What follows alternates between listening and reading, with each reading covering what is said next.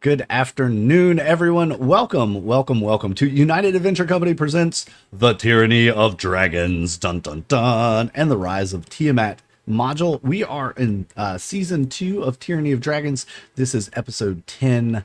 We're calling this one Fragile Alliances, as our players and characters have ended up at the Council of Dragons, having a bit of a parlay, if you will, with individual dragons asking for favors in return for their allegiances to the Council of Waterdeep.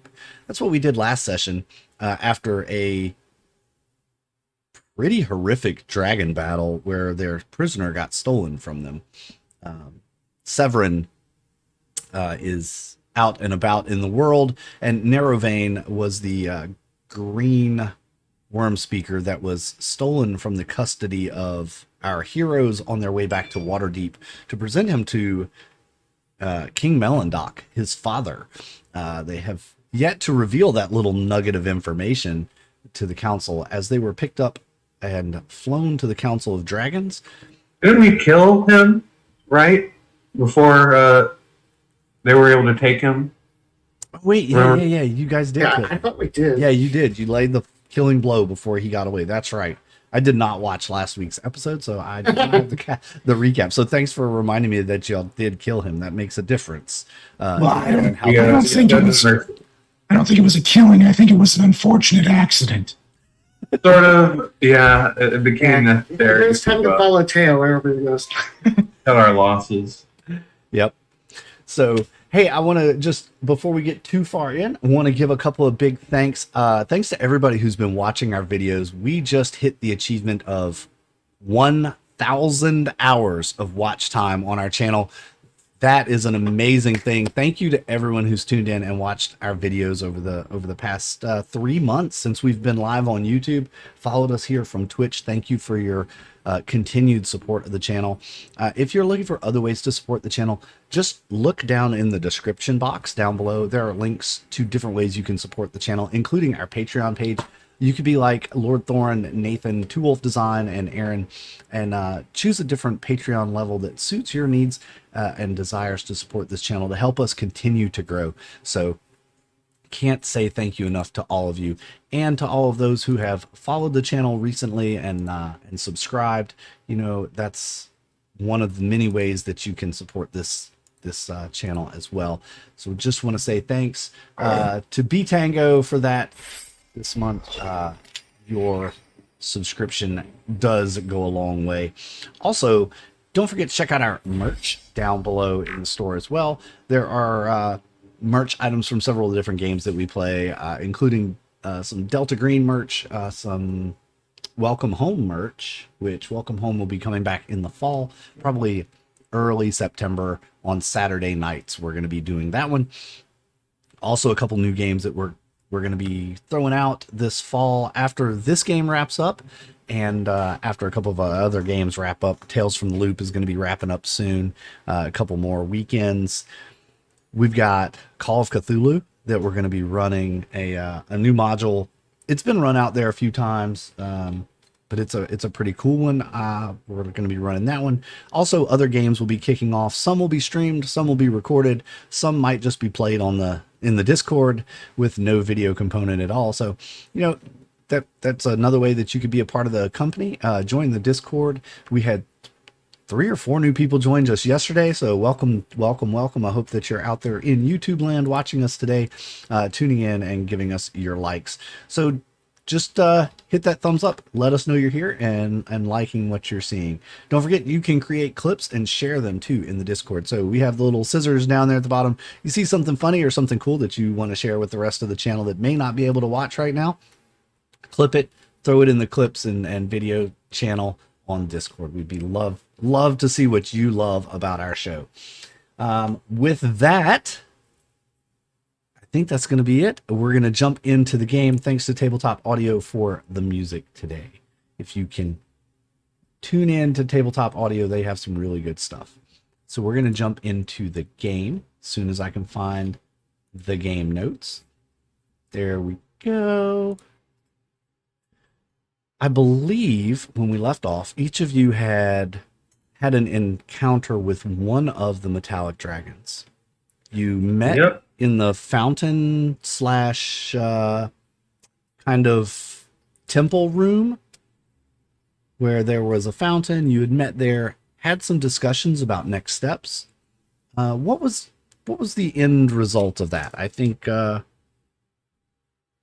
we had left off as y'all were kind of heading to bed after that conversation. And I'm pretty sure most of us basically agreed to promise the thing that the dragon asked for.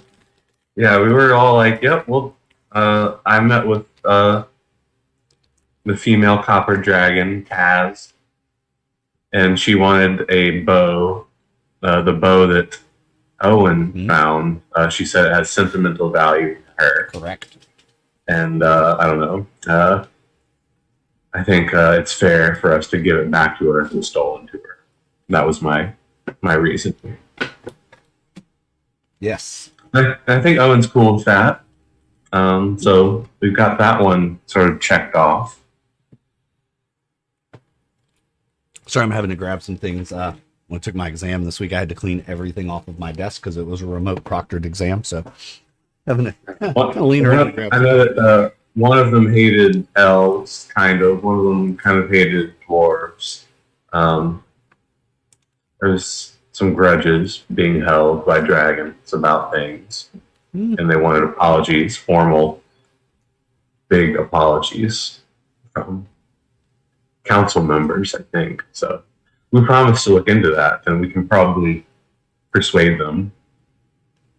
Yeah. So if, what else was there? there was discussion of leaving a tribute of some sort, also to the Dragon Council. I'm pretty sure we did end up doing that. I believe y'all had agreed to leave some sort of tribute there as well, or bring a tribute to. Had some gems, I think, that Teo dug out from the hoard of ours. Yeah, I don't think we made a determination on what denomination we should be leaving. The choices are 2, 4, 6, or 800 gold piece gems. Well, we have enough.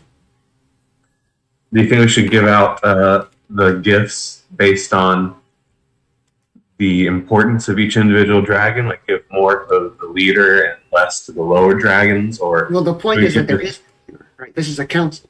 Right, I guess so. So if we want to give the same amount of respect to all of them, then maybe... I think it is very important that we give the same amount to each dragon. Then maybe we should go with just platinum or gold. I mean, do you have 5 of any specific kind of gem? I have 4 200, 4 400, 4 600, and 5 800. Maybe we could gift all the gems to the council collectively, and they could pick their favorite. Whoa! Hang on a second here. Yes. Hang on a second. Let's not get crazy. I'm just trying to figure out what the council wants. Yeah. You have 4 400 and 4 200. You could give 4 400 and 2 200, and that would at least be the same value. I don't really know why they want gems at all. I would say that, give them some kind of tasty treat. That would be much better. But No, I understand what you're saying, but yeah. let's just say dragons like their bling. Yes. And they also, That's true. I'm not sure if you could manage to get enough food to be a meal for one of these dragons. Well, yeah, I bet they eat a lot. Yes. Still, though, I bet they'd appreciate a giant bear claw.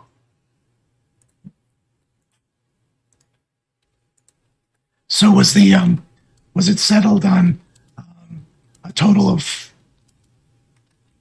Were there 5 dragons or 4 that we met? There were 5 dragons. Okay. So what was that? 400 gold piece gems and 200 gold piece gems. Yes. Okay. Easy enough. Consider it done. All right. All right. Thank you. Sounds good to me.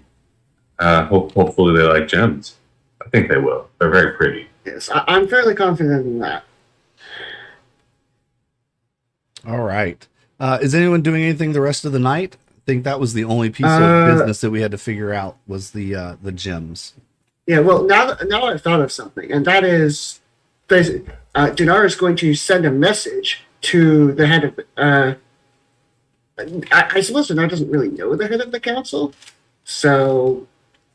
Which council? Council of Waterdeep or the Dragon? Yeah, the Council of Waterdeep.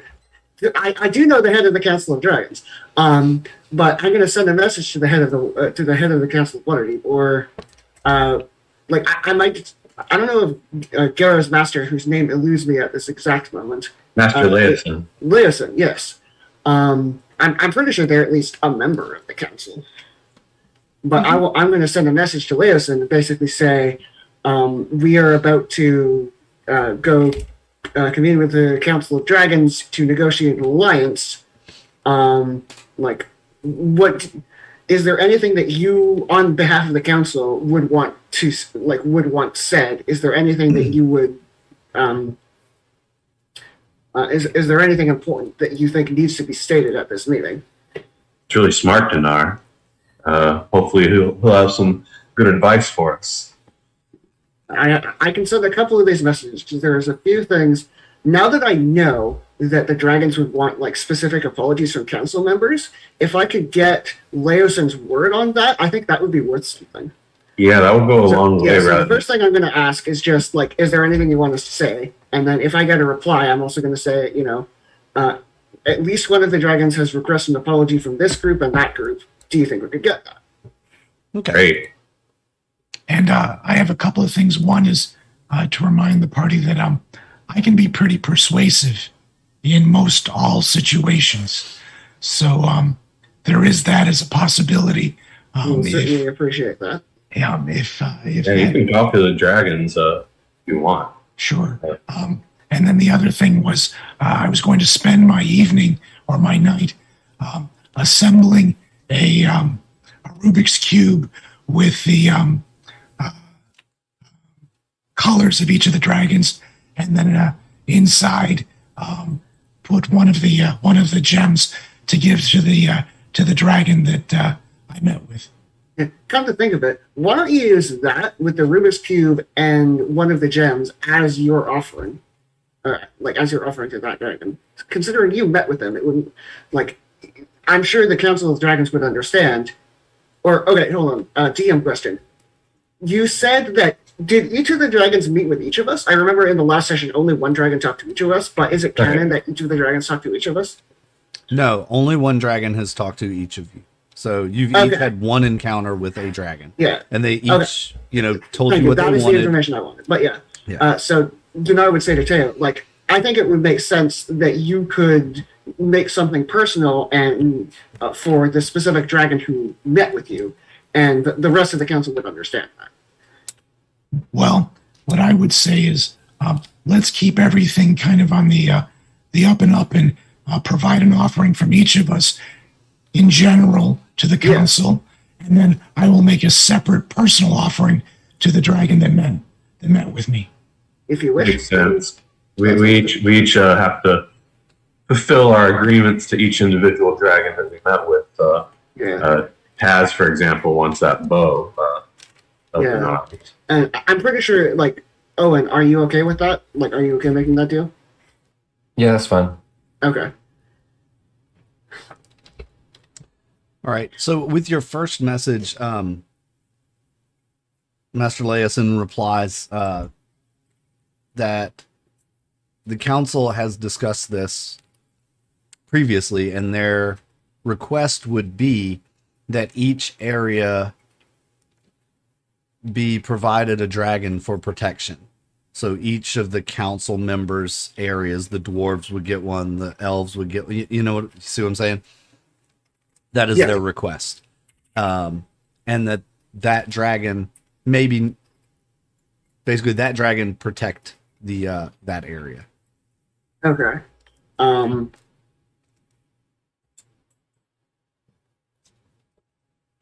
So I'm going to say, I believe that can be arranged, though the current discussion among the dragons is to go on the offensive.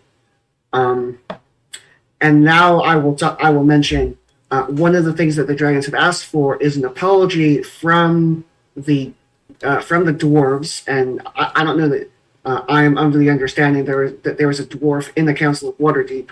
The Silver Dragon will not be part of this alliance without an apology from them for slights against their lineage, slights against their family. And then there's another dragon who demands an apology. The Gold Dragon demands an apology from the elves, again, for slights against their family. And my plan is to promise that I can procure that, but if I could get word from somebody from the Council of Waterdeep that could be arranged, I think that would help.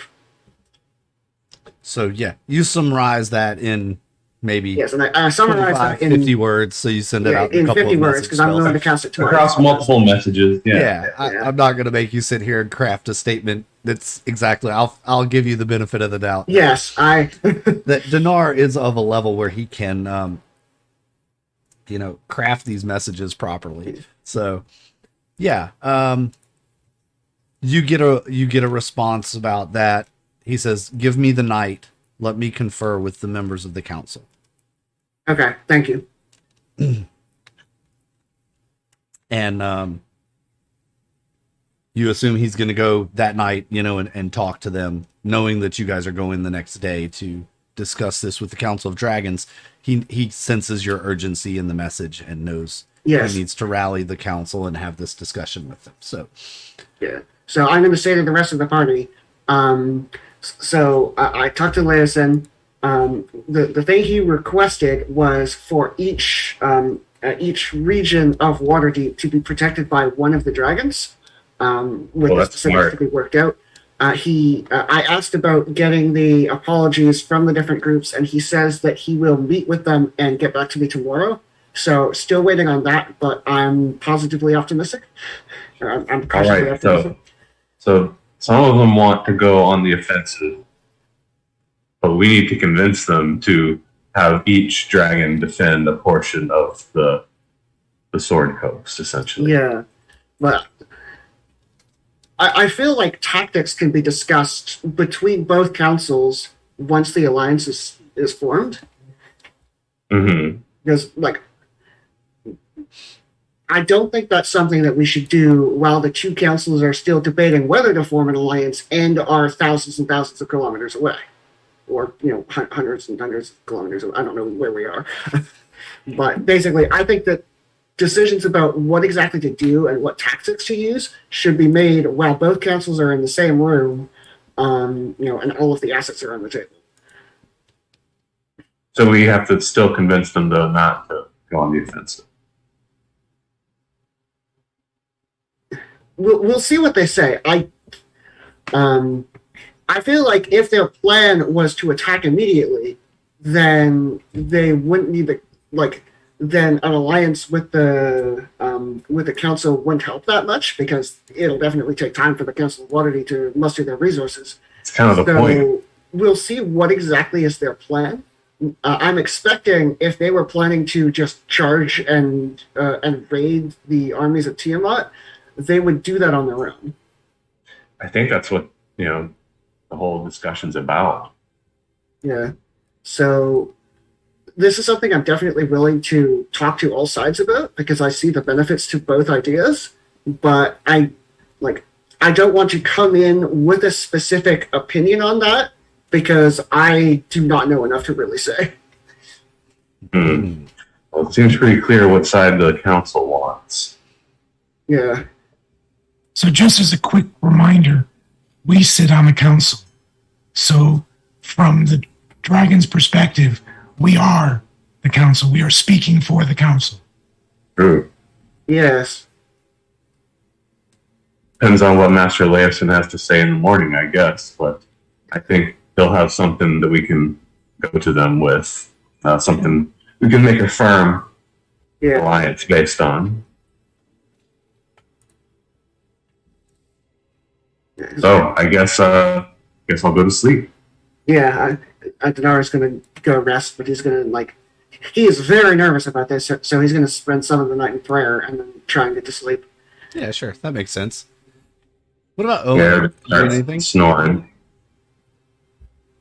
No, just nothing particular. Nothing particular. Okay. And Teo whittles his box cube / puzzle cube throughout the night, finishing it rather early. Actually, you've gotten pretty good at this. You figured that other one out. You know how it works. You can do it pretty easily now. And the day dawns, and you all are there up in the Nether Mountains in the kind of tranquil world. As you wake, all the worries that you had are kind of gone. You feel relaxed for the first time in a while. That was a good sleep. It's a really good sleep. You feel refreshed and relaxed and ready for whatever this day may bring. You know the importance of it, but it's not stressful. Yes. Huh. I wonder Now, what's I'm going happening. to kneel down and say a word of thanks to Bahamut and basically say, just literally say, thank you very much for your blessing, and may there be peace between all the doers of good. And I'm going to stand up and get ready. And assuming it's not super early in the morning, I'm going to send a message to Master Leifson and says basically what can you tell me? Sure. The message you get back is most of the council is okay with this. However, King Melendrock is not happy, and Conrad Braunanvil is equally unhappy about having to apologize for ancient deeds done by ancestors that no longer walk the earth. King Melendrock will, out of honor, but he's not happy that you spoke for him. And So elves yes, dwarves maybe. Conrad Braunanvil is unhappy as well. The ancient dragon moots saved many lives in their time, and it is unfortunate that one metallic dragon was injured. It's probably a sign that it was misbehaving, he says. He will consider it. Based on the reaction of the dragons, he'll consider it. So if they join the alliance, basically you get the feel that if they agree to join, then he will consider that concession being made. Yes. Garrick's like, oh, he'll do it. So, But Donnar is kind of concerned because I feel like that is not good enough for dragons. that's fine. We don't have to tell them all the details. We can just, Yes, of course. let them know that it's thumbs up. Yes. Game on. Nice. Donar's not sure how comfortable he is with that, but stay positive. Yeah, just sort of shadow boxing. At the end of the day, and like Donnar is constantly reminding himself this is a discussion amongst friends. We're all on the same side, and eventually we will all understand that. And Donnar isn't sure if even he believes that, but that's what he's going to tell himself and you. I assume we have some sort of breakfast. Garo's sort of like looking around. Yes, there is a great chime that echoes throughout the halls, actually. It sounds like a gong. Garo, you'd probably be familiar with the sound from your days training at the monastery. Very similar sound to that. You know it's a call to something. Otherwise, you haven't heard this gong happen. And then Garo's assuming it's a call to food, so he's going to get heading that way very quickly. It says, "Everyone, the gong Yeah, Donnar is going to head in that direction as well. usually means something good. I assume breakfast at this time." Yes. And as you head out into the hallways, you see a stream of others from different hallways converging in the large room, and then going down a hallway. You follow them into a giant dining hall, basically, where the feast is laid out. This looks a lot like the Hogwarts dining hall. You know, there's like a giant head table on a raised dais, and just picture that, if you will, in your mind's eye. And there are probably 50 people here, all different races, humans to dwarves to elves. You see some fully robed, so you really can't tell what race they are.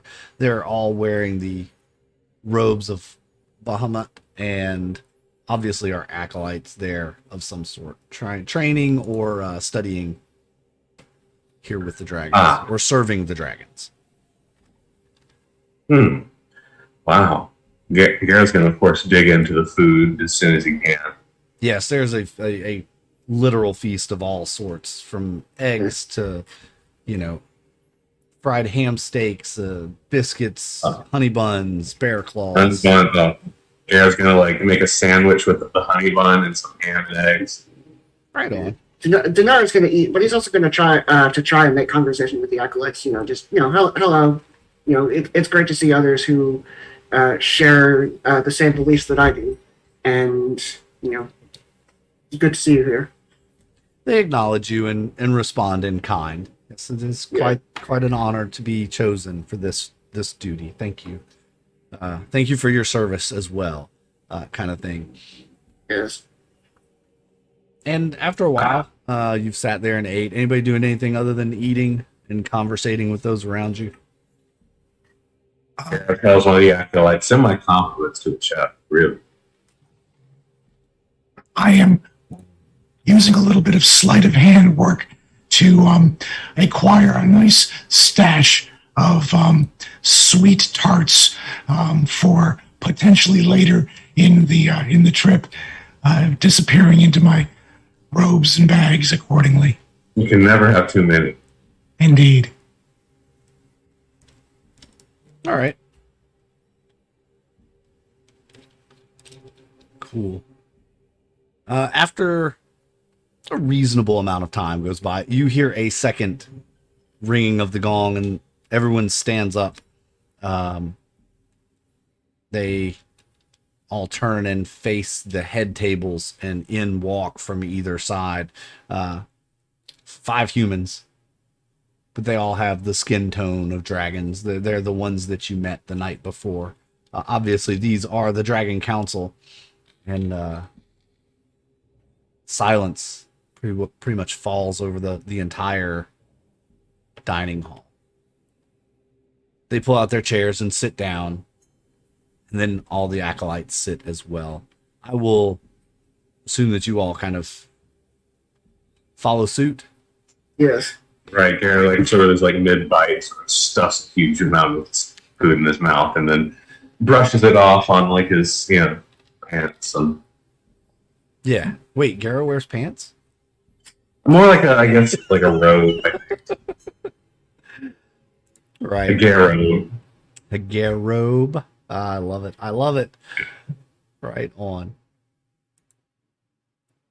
And from the head table, the center person, trying to remember which dragon that is. That is Donnar. Why are these names so hard? Dragon names. Protunthar is begins to speak and welcomes everyone to the breakfast. Today is a glorious day, for we will be hosting later in the morning these prospective heroes of the Sword Coast. So they have come to honor us with their presence and bring message on the fight against our arch enemy, the dark forces of Tiamat. Boo. Yes. Boo! He says, we shall prevail. And, it's this very uplifting speech that he's giving. He says, fear not. We will prevail over Tiamat and stop her cult from bringing her back to this realm. And there are cheers. And these 4 heroes will see it through to the end. And they all cheer. The ones around you are kind of clapping you on the backs and giving you a thumbs up, just giving you their support. They believe in you. Garo's into it. He believes in himself. It's like, yes, I can do this. All right. And then he holds his hand. He says, for now, go about your day. The 4 of you shall please accompany with us as we begin the council. Very well. And the acolytes all kind of stand still for a moment. They dip their heads in reverence to the council and turn and leave the room. The dragons rise from their seats and proceed out a door. One acolyte, but obviously been there a little longer, trusted. He's on the dais with the 5 dragons. Emotions for you to follow. I will do so.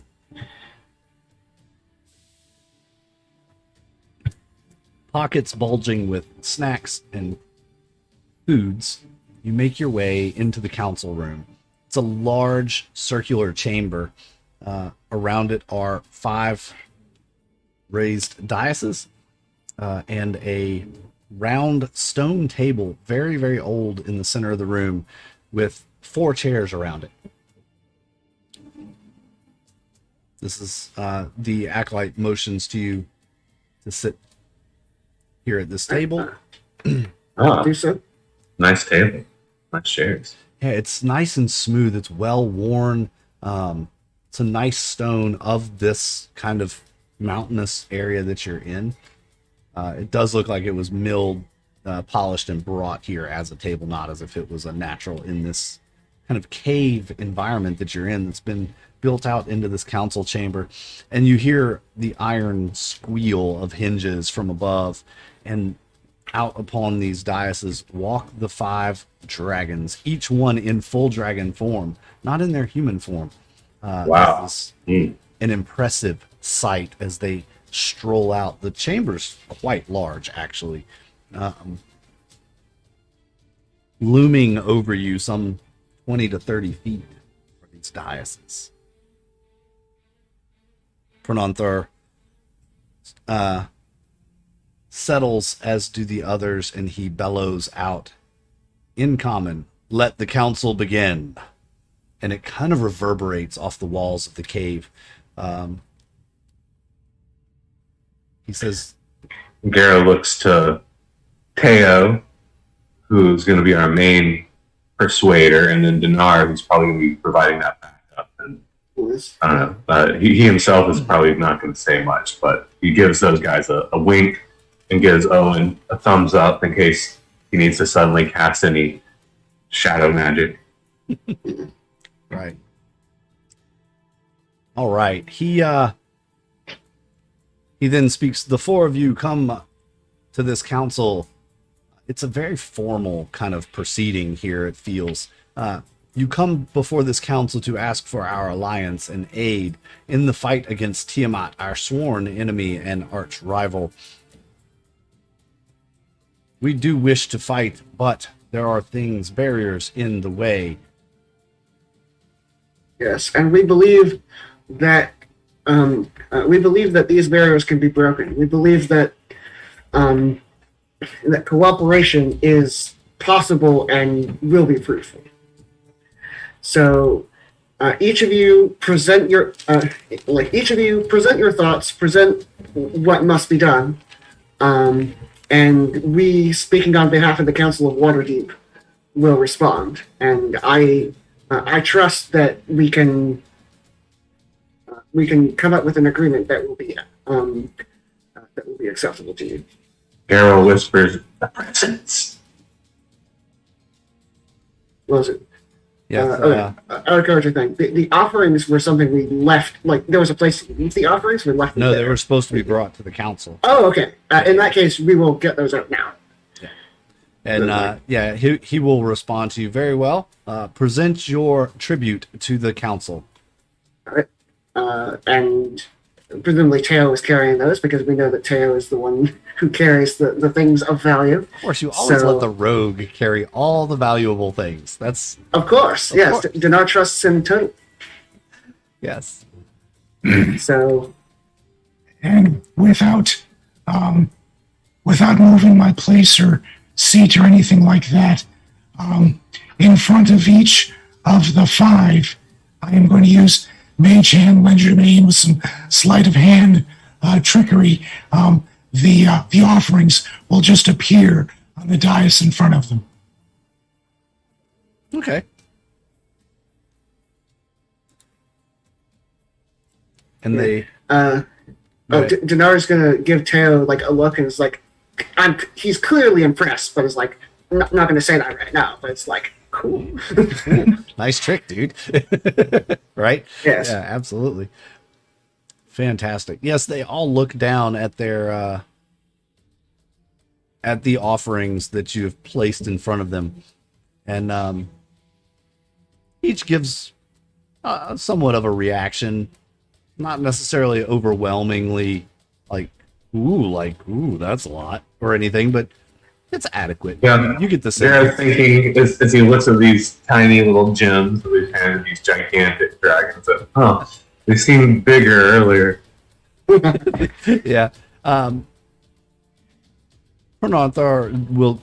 This is an acceptable tribute, but only because it was stolen from the horde of the cult of the dragon, whose we are trying to thwart their progress here.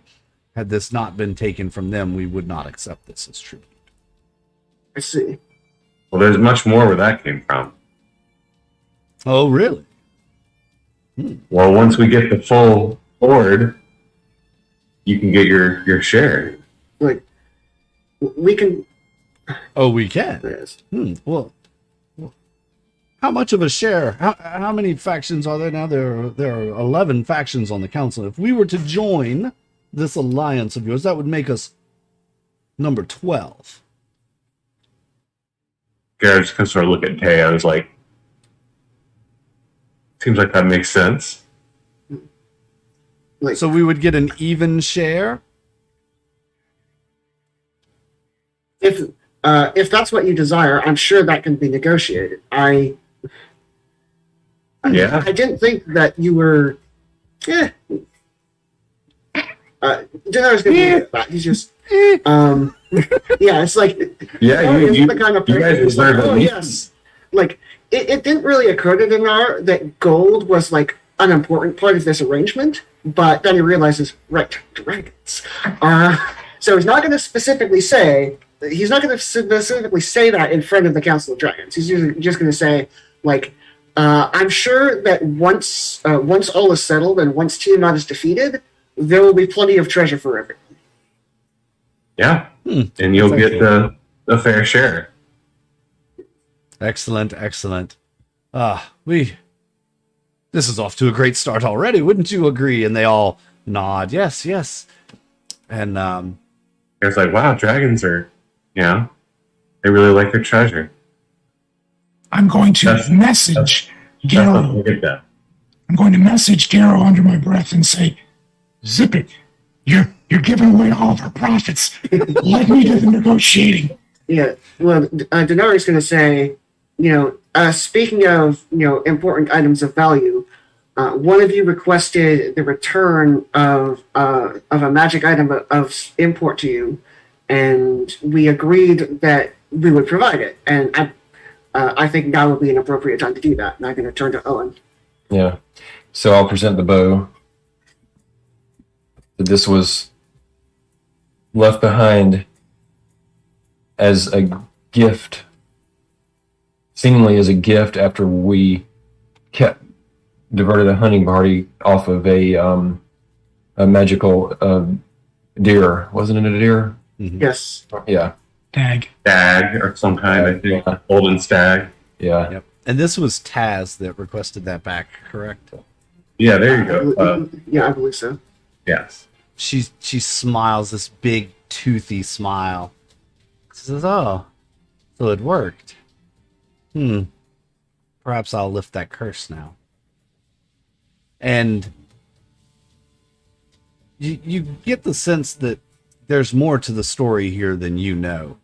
And she says, "Well, I will definitely accept the return of this. This was it's great to know that this is back in the proper care." And you may also be happy to learn that it was used effectively in two different instances against dragons that were followers of Bahamut. Tiamat. Followers of Tiamat. Tiamat. Yes. This has slain 2 dragons. Interesting. This bow has given you an advantage against the dragons? Yes. Then, on your honors, you may keep it for the duration of the fight. Once this war is over, I would expect it to be returned.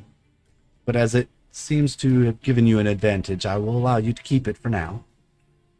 Well, that's real nice of you, Taz. So thank you. If that is your desire, then we will accept. And on the ground appear of it, next to it, also 3 arrows. Take these as well. They may come in handy. The bow is as accurate as you say. These will help even more. Our next order of business, and Donnar is he's not specifically trying to direct the conversation, but He's trying, yeah. yeah, I'm sure. So the next order of business, one of you requested the apology of the King of the Elves. This morning, I messaged Leosin, who is one of the members of the Council of Waterdeep, and he spoke with the King of the Elves, and I was assured that you will have your apology. We must have this apology, of course, before we take any action. So he shall either have to send it in writing or appear before us. Magically would also work. I'm sure either could be arranged. I could even, if it is needed, I could message him immediately, but I feel like it's not exactly the best form to use magic during a council meeting. Yes, probably not the best choice now. Let's see how the rest of the... Yeah, but just, if everything else goes to plan, know that I can get that for you. Excellent. And what of the dwarves? Says, which one was it? I lost the list of dragon names. I believe it was the Silver Dragon who was still at the lowers. Yeah, the one we rode here on. Yeah, I will reply that. Oh yeah, the one with the dwarf ridiculously long name. Yeah. Okay. That I will reply that the dwarf gave the same answer that you just gave. He will. He requires the alliance before he will give an apology, but he will. So.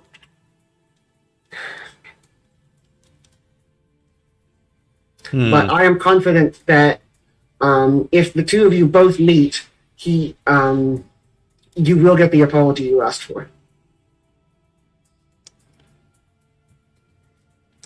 The Magic apology mirror is one was. thing, the return of the armor is the other. He must return the armor. Yeah. Those Like, years. I am confident that I could make that happen, but that's something that would be more difficult. Like, that's not something that I could do with magic. Like, that is something that I would have to travel to his land, or return to the Council of Waterdeep and negotiate. But I am confident that that could be done. Well, we shall see. We shall see. And one of us attacking, Proanthar says, we're ready to move now. What is it that the council wishes from us?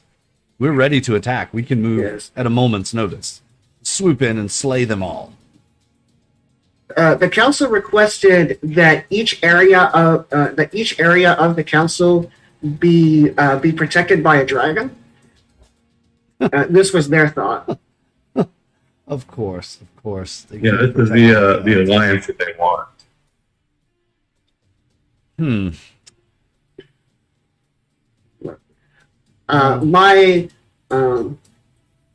I was sort of hoping to speak about tactics while both groups and the planners for both groups were in the same place, so that we could coordinate our resources. But I feel like if you were prepared now to make an attack, you could do that and then return to defend their lands. But this is something I would like to discuss while the planners of both groups were in the same place, because neither of you know exactly what resources the other possess, and I don't want to speak for either of you when it comes to how you should prosecute this battle. Yes. That makes sense. You speak wisely, young one. Wise beyond your years, for sure. I'm sure you understand how delicate this is, in that as strong and proud as each one of you rightfully is, in the council, each member of the council also is a strong, proud personality. And sometimes diplomacy is necessary in order to achieve that which we all mutually agree upon is for the best interest. And that is the area that we're talking about here, is that it's not as easy as snapping your fingers and saying, we must have this. We have to deal with interpersonal relationships and personalities at the table and manage those accordingly. Yes. Of course. It's all about managing personalities and expectations, obviously. Yes. Garo seems like he's getting very impatient with all of this talk of negotiations and watches. He's like, can't we just say we agree to whatever they want? Pastry appears in Garo's hand. Proanthar looks to Iltura and says, you, my friend, you've been mighty quiet. Your thoughts? And the brass dragon turns his head to all of you. It says, yes. What of the dragon masks? You know, they are much too dangerous to remain in the world. Should we defeat this great evil, those masks will not be destroyed necessarily. Have you decided what you can do with them? I think the idea would be to put them somewhere that no one can reach them, but I'm not sure what that would be exactly. Well, that's what happened last time. Last time they were scattered across the world in 5 and he's kind of sounding sarcastically, like he's mocking the human and the humanoid idea of scattering them to the 4 winds so they can never be found. Yeah. How can we ensure that they will not be found? I'm sure we can find a way to destroy them. Right? Even the gods have tried to destroy those things. They are indestructible. If that is not an option, I would trust them to Bahamut. if he would take them. I'm sure that we could take them on his behalf. Yes. May I offer an alternative, and that is one that will please or displease all parties, depending upon your perspective.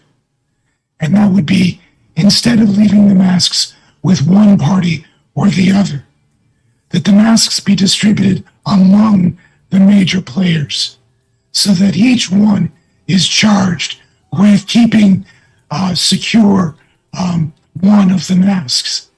That way, they are not in one location for one person or one entity to control.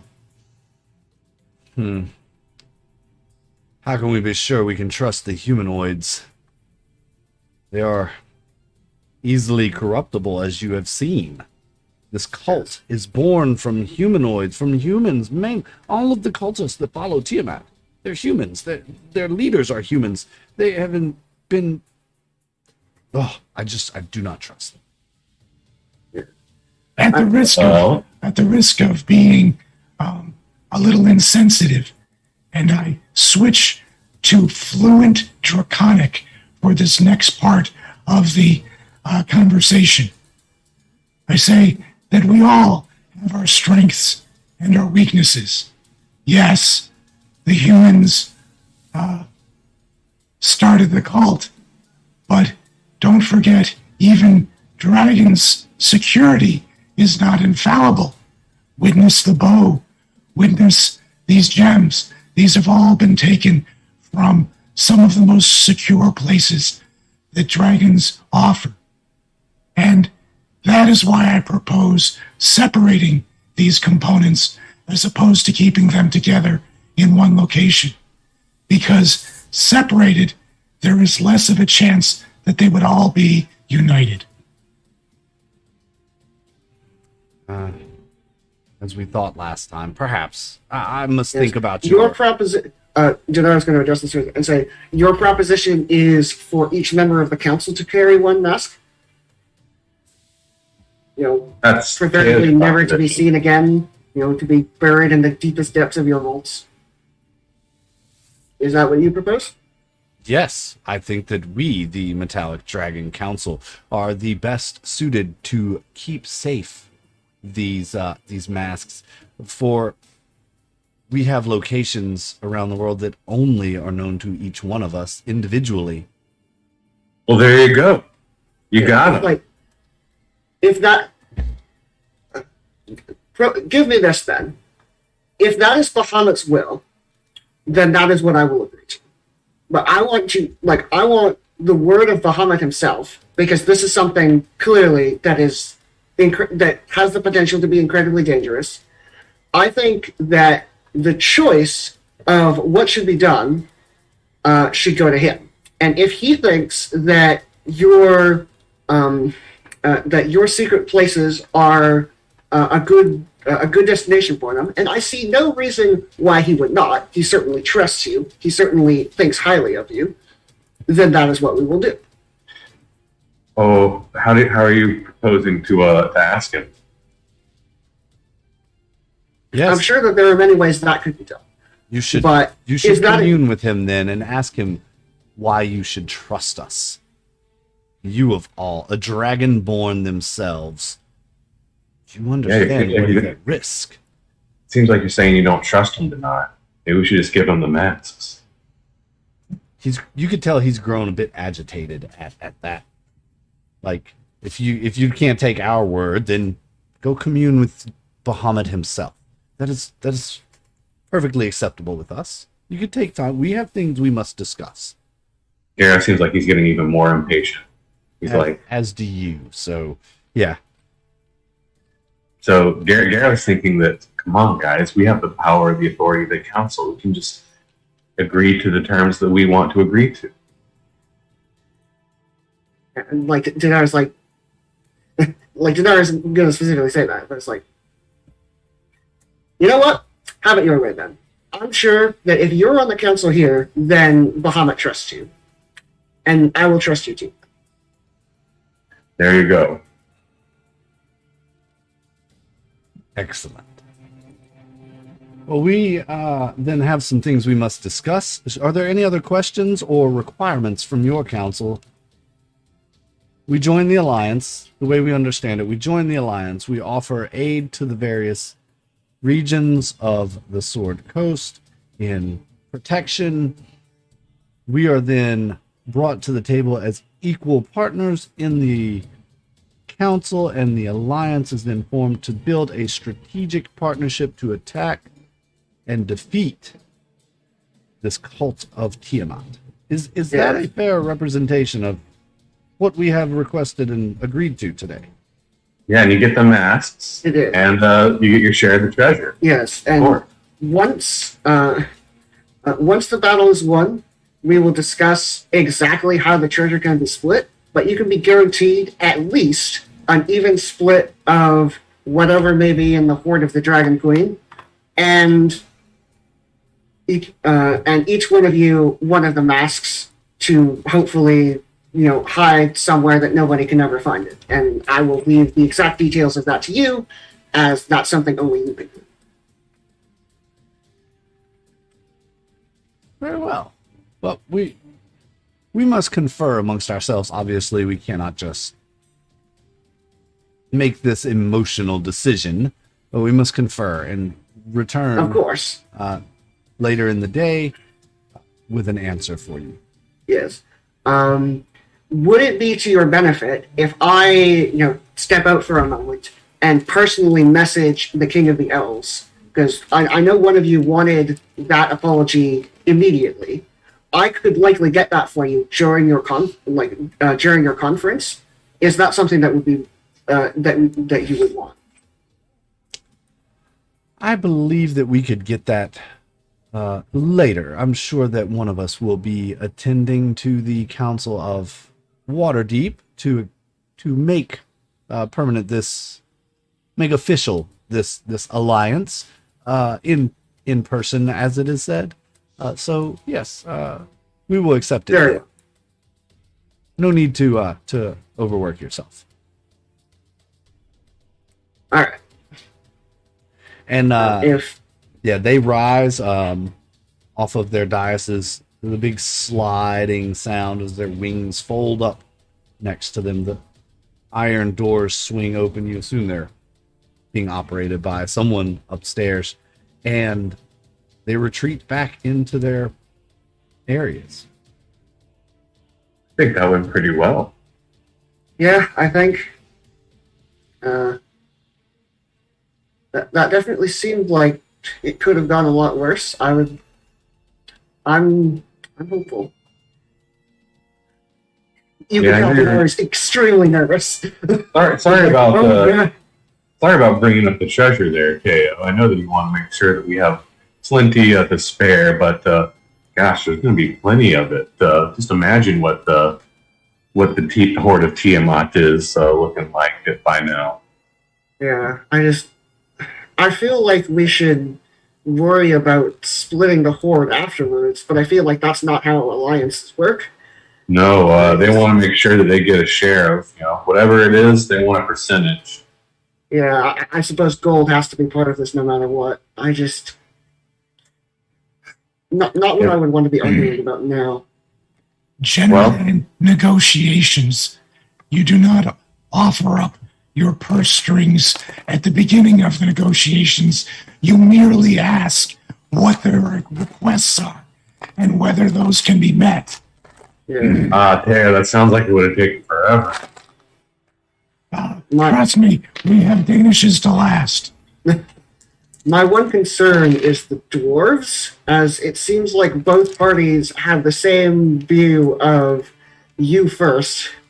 But I feel like if we can get them both in the same room, then we could talk this out. And I feel like, if the head of the dwarves truly is, if this is something that happened in the distant past that he barely remembers, then, honor, of course, being at stake. But I feel like he could offer this apology if it would bring immediate benefit now, and clearly it will. And Yeah. I'm optimistic about that. But Or he might offend the dragon, and the dragon might burn down the whole council. And you must remember, though, nothing bad has ever come when two mortal enemies meet each other for counsel. Yeah, I'm a little. of course, but I like the Council of Dragons are proud, but I don't think that this is so like they understand both of them would understand that we are still on the same side, and the threat of Tiamat is real. So I'm confident that given that, we will be able to get the apology we need. Yeah, you think so? I'm hoping. I think everyone could see that this is all for the sake of getting rid of Tiamat. Yes, We all work together. mean, I would be happy if the alliance persisted afterwards, simply because, evil will certainly rise again. But for now, the pressing matter is the Queen of the Evil Dragons could rise again. And I think that in the face of that, we will be able to get what we need.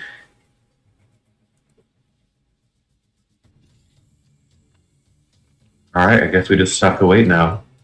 Yes. Who wants to pick for me, high or low?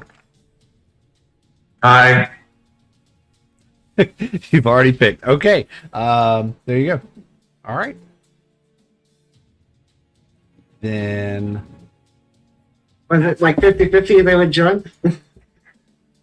pretty close. I suppose we'll see. There were a couple of them that were on the bubble there, so you never know. You never know. All right. The doors open as I guess you're all still kind of hanging out there, waiting for them to return. The doors squeak back open, and they walk out again, striding high above you onto their daises. They settle down, kind of as if they're almost roosting, as it were. They settle in, and Paranthar says, "We have discussed this at some length. It's been probably 2 or 3 hours." Oh wow, Garo has been pacing around so much that There are probably significantly fewer pastries in Teo's bag of holding. Yes. there's nothing left. It's just crumbs. Indeed. Yep. And But Garo, when they return, Garo finally sits down and seems like he's excited. yes, you're sitting there. Your fur's kind of sticky on your hands and your face. You've got some bits of biscuit and honey stuck, of course, in your face. And Paranthar says, with some hesitation, and you see him kind of glancing in the direction of a couple of the dragons, and contingent on the apologies and upholding of the agreements, we will join the alliance with the Council of Waterdeep, for it is in our best interest to fight as well against this rising evil that is invading the land. So Garo lets out a cheer. He can't hold back. He's like, woohoo! if it is still acceptable with you, we shall join the alliance. Otai here can return you to Waterdeep and give our official word to your council that Very well. we will be on board and accept those apologies that were promised. Should they not come at the next council meeting, then this agreement is over. This agreement is null and void, and we will attack without regard for casualties of human life. We will attack at our own wish and demand, regardless of who is injured along the way. Is that understood? Garo glances at Donnar and says, "Oh, I'm sure he'll get you what you want. That's fine. No worries." It will be done. Very well. As long as you understand the risks of breaking this agreement. You can tell there's definitely some not everybody's not 100% on board, but there's at least there's at least a majority that are on board and willing to. Presumably, some of the people were outvoted, but the council as a whole agrees. You would, And, yeah. That's like- kind of there were some backdoor like contingencies made. Hence his we will just attack when we're ready without regard, right? Yeah. So all right. So it was a successful negotiation in that no party got exactly what they wanted. There was- And Exactly. they said that they can send us back to Waterdeep. Is that right? Yes. They said that Ota will fly you back to Waterdeep just as you flew here.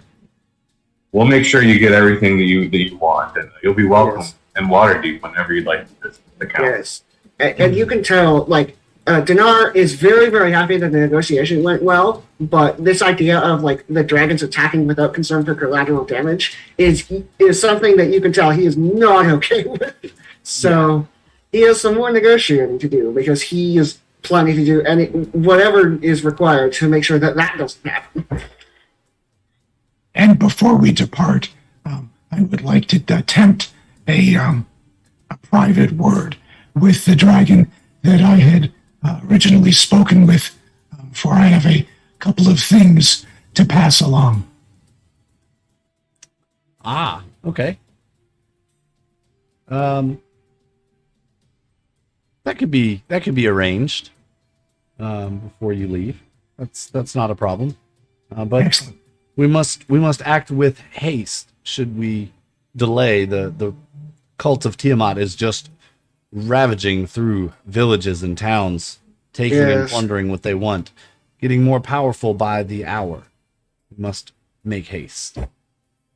Ota tells you she'll be ready in just a little while. She has to eat before she can fly on such a long journey. She'll return Of course. after she feasts, and then you can depart.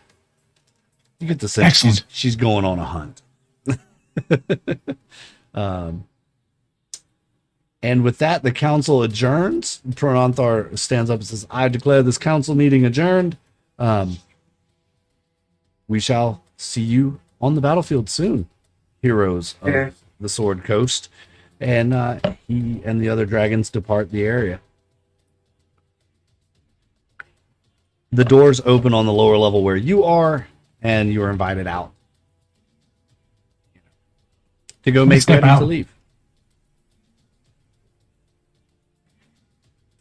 Oh, Yeah, your dragon sends a message sends a messenger to you, Teo, that they will see you. excellent. I will make my way to wherever I was summoned to. Yes, they lead you there to the Excellent. Excellent. And once the door is closed, I thank the dragon whose name I simply cannot remember because my notes, for some reason, are no longer on my desk. That happens. It does. And I will thank him for his words of support, recognizing that those negotiations must have been rather difficult. And as a token of my gratitude, I present to him a bottle of elven mead and the Rubik's Cube, all scrambled up. Oh, Nice. and inside the Rubik's Cube, I have stashed one gem worth 800 gold pieces. You don't tell him that, or you do? No, I do not tell him that. That is a surprise. But knowing a dragon, chances are excellent they're going to notice that this Rubik's Cube has a particularly fine odor, shall we say. And its weight is a bit Exactly. off as well. It's a bit off. Yeah. Yes, I believe you were speaking with. Believe his name is Nymeth. He's the one that was kind of didn't require any concessions. Exactly. Yes, Yeah. that's what my notes had. So, he says, "Wow, this is marvelous. You shared this mead with me last night, and it was delicious. I really appreciate your offering here in person. This You know, some can be a little difficult.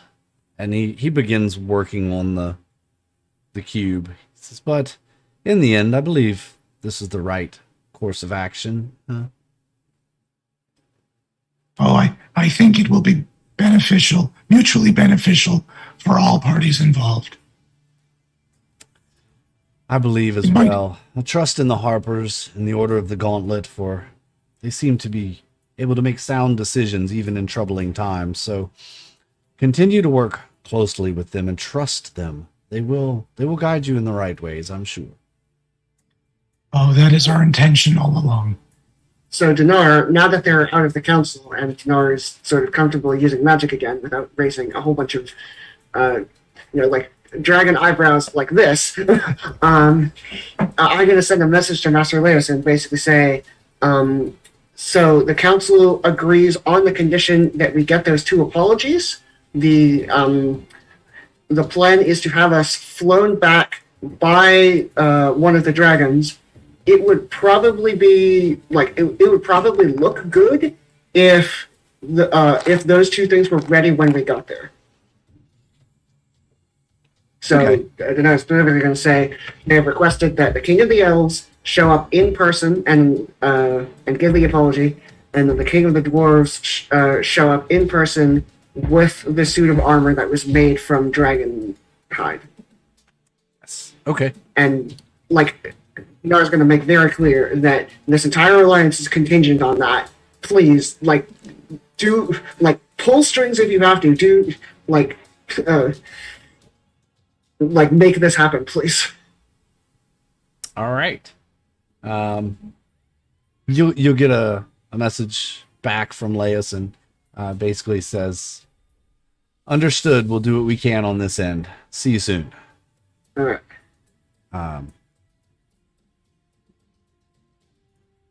What's Garo and Owen doing as you're getting ready to leave? Anything else y'all 2 are doing?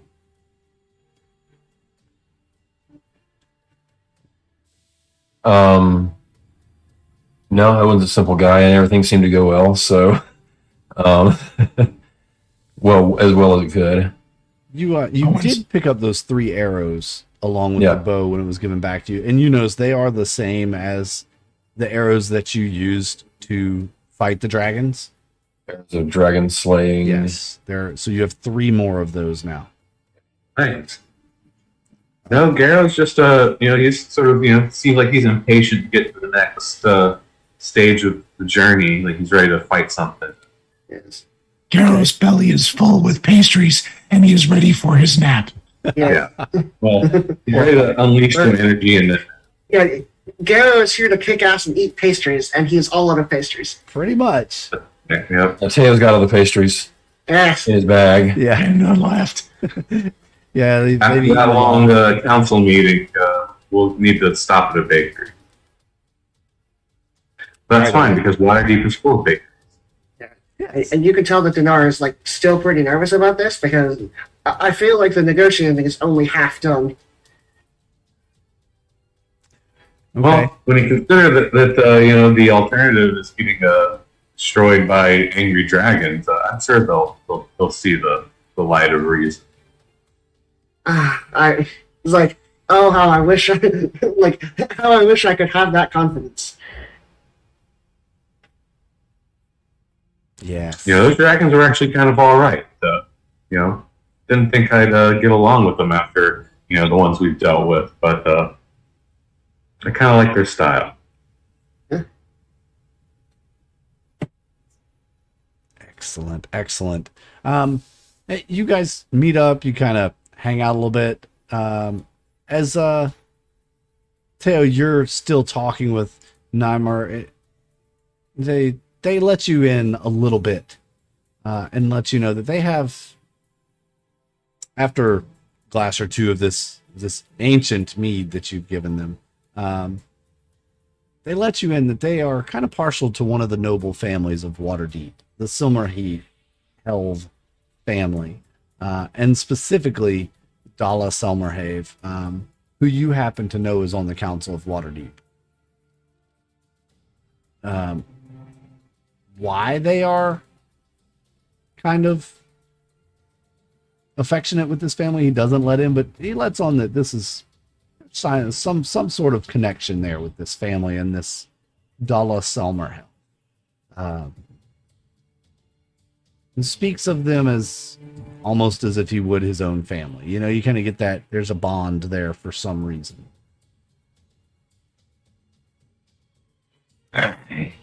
So Interesting.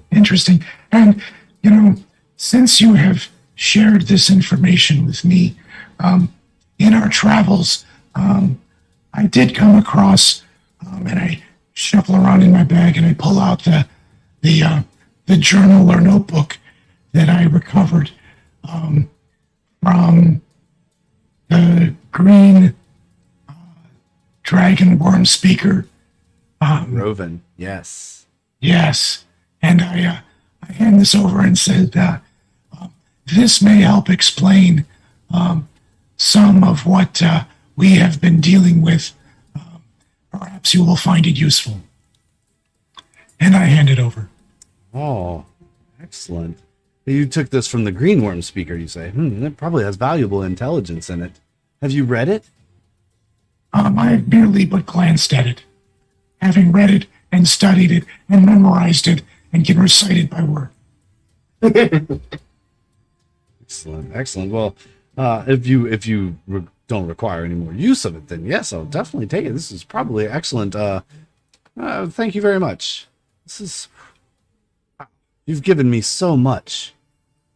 Teo, the gems earlier, this puzzle is fascinating, and the mead, and now this journal. Is there anything I can do to repay you for all of this kindness that you have shown me?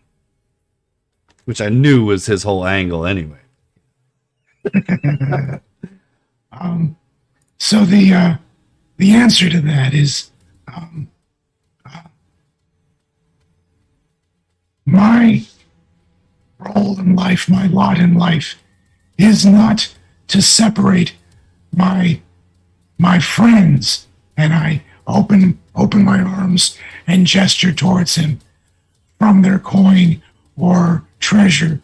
That is not what I cherish. What I cherish is the friendship that comes from moments such as these. They are the things that have true value in my life. Oh, such a one with words. Theo, I'm impressed by you. You're a rare specimen for sure. Yes, I would consider you somewhat of a friend. Certainly. Let's call this a start of a friendship. Indeed, I think we can. Ah. I shall not tell Promenthor, though. He would not approve. He would not approve at all. But, hey, what I do in my time is my business, not his. So, we'll just keep that between us for now. Mum's the word. Well, I do appreciate this fascinating puzzle and the mead. I can go and continue to work on this. Thank you again for your companionship and honesty. Your generosity has been ferocious for one of your skill set. Much appreciated. Indeed. You have a safe trip. It has been my pleasure. Yes, have a safe trip, and I shall see you again, I'm sure, when we near the end of this battle, this fight against Tiamat. We will rise above her. Thank you, Teo. And he opens the door and kind of shows you his arm. And I recognize the sign to get the hell out of here and get back to my friends. Yes. And you head out the hall and you see them all. They pretty much are making their way. They've apparently, you all have gotten word that Ota has returned and is prepared to leave you. It's about midday. Prepared to take you. Well, no, mid-afternoon. Sorry, because you had breakfast and then the council meeting. So it's about mid-afternoon. And you have been told to meet on the landing ledge. Last one there's a rotten dragon egg. And Garo flies off towards the... Nice. And By the Donnar time he is starts saying egg is when he starts running, leaving you all behind, knowing that you're going to be last now. Somebody. Yes. And do you all head out to the landing ledge then and climb aboard Ota to fly back to Waterdeep? Yes. Indeed. And it's like, Donnar is doing his best to hide it because I'm pretty sure Ota is the one that required the apology from the dwarves. Donnar is doing his best to hide it, but like he is incredibly nervous this entire trip because he realizes this is this one here. This is the dragon that I'm gonna have to get the negotiation with the dwarf who is also not super on board with this, and presumably Ota was also one of the people who opposed this decision on the council. So it's like, Donnar is going to do his absolute best, and he's reasonably good at, acting, really, acting really friendly and acting like, Yeah. he's certainly going to thank Ota for the trip, but he knows that Ota was probably one of the people who said no, and also that Ota could throw this whole deal away if the dwarves don't do what she wants. And that is sort of the one thing that we have not gotten yet. Yep. Try not to think about the fact that we're riding on a temperamental ancient lizard full of unfathomable power. Yes, of course. Well, while we are riding, I recognize Donnar's uncomfortable situation. He seems to be fidgeting a lot and, trying to, steady himself and his nerves, and recognizing that I use a bit of prestidigitation to provide for him a very strong scent of some floral action, to try to cover up some of the nervous perspiration that is obviously going on under his armor. Yes. Feel a cool breeze float beneath your armor. Exactly. Donnar is not exactly sure what's going on, With but fresh linen. That's right. It's somewhat comforting. Awesome. yeah, he's like going to talk to the dragon if she talks to him, but he's not going to specifically initiate conversation, other than saying, thank you for the transport, and thank you for agreeing to, even if conditionally, be part of the alliance. Yeah, it's a pretty quiet trip actually. She's like, it's the least I can do for now. And it's a pretty quiet trip. She doesn't really speak much to you all. There's very little conversation except, okay, we're going to rest here for about a while. About halfway through the trip, you're flying over the high forest and the star mounts are there. She finds a suitable place to land. It's kind of early in the night. It's already gotten dark, but she knows that you all need to rest, as does she. She lands, finds a cave. You all crawl in. Take the night for sleep. The next day, she gets up early. She's gone for a while. You assume she's gone off on a hunt.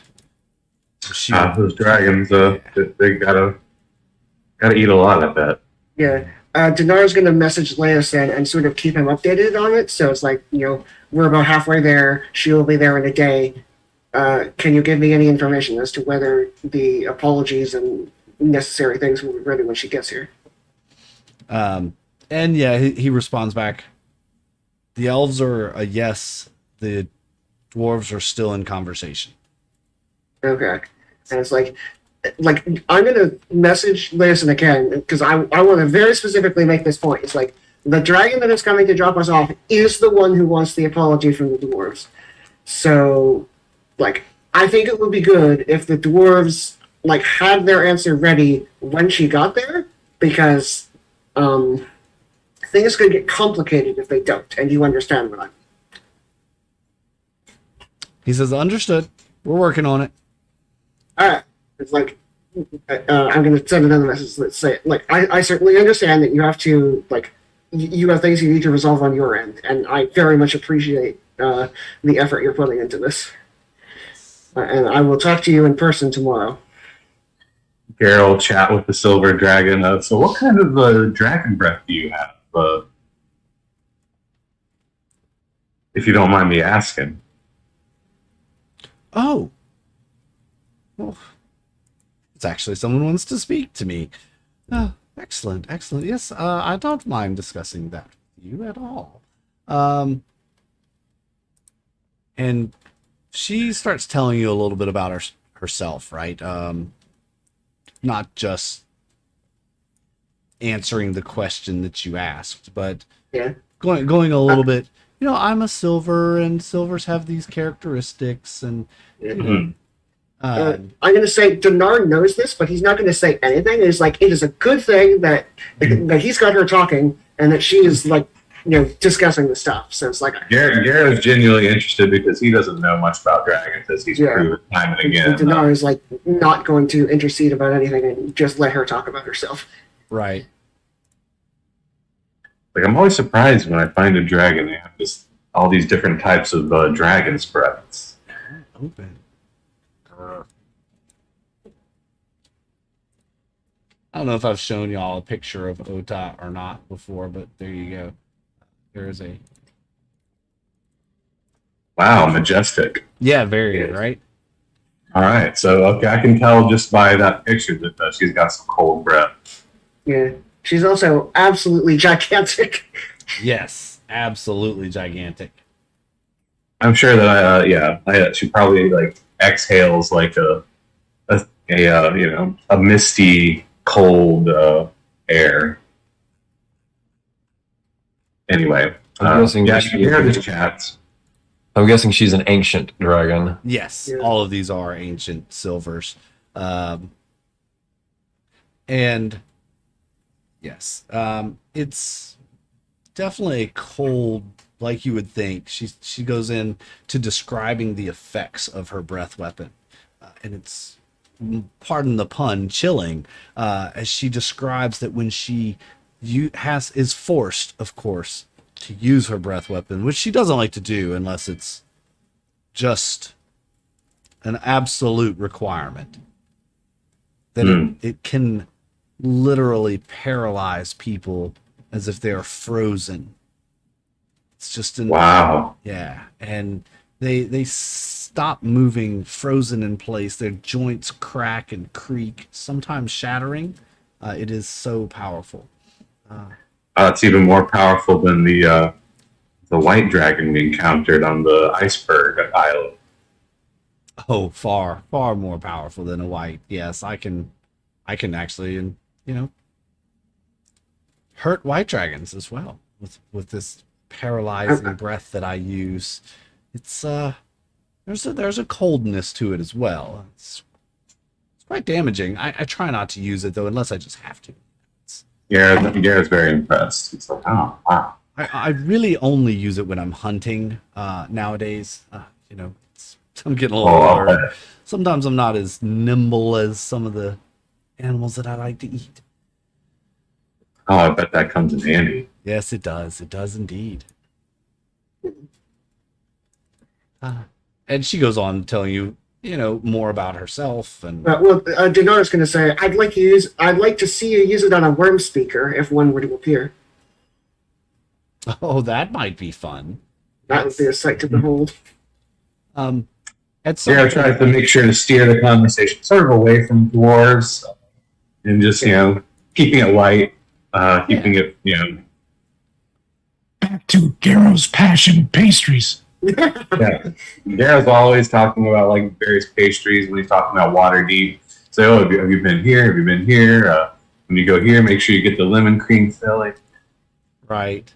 And I'm sure at some point, Owen is going to do his trancy commune thing instead of sleeping.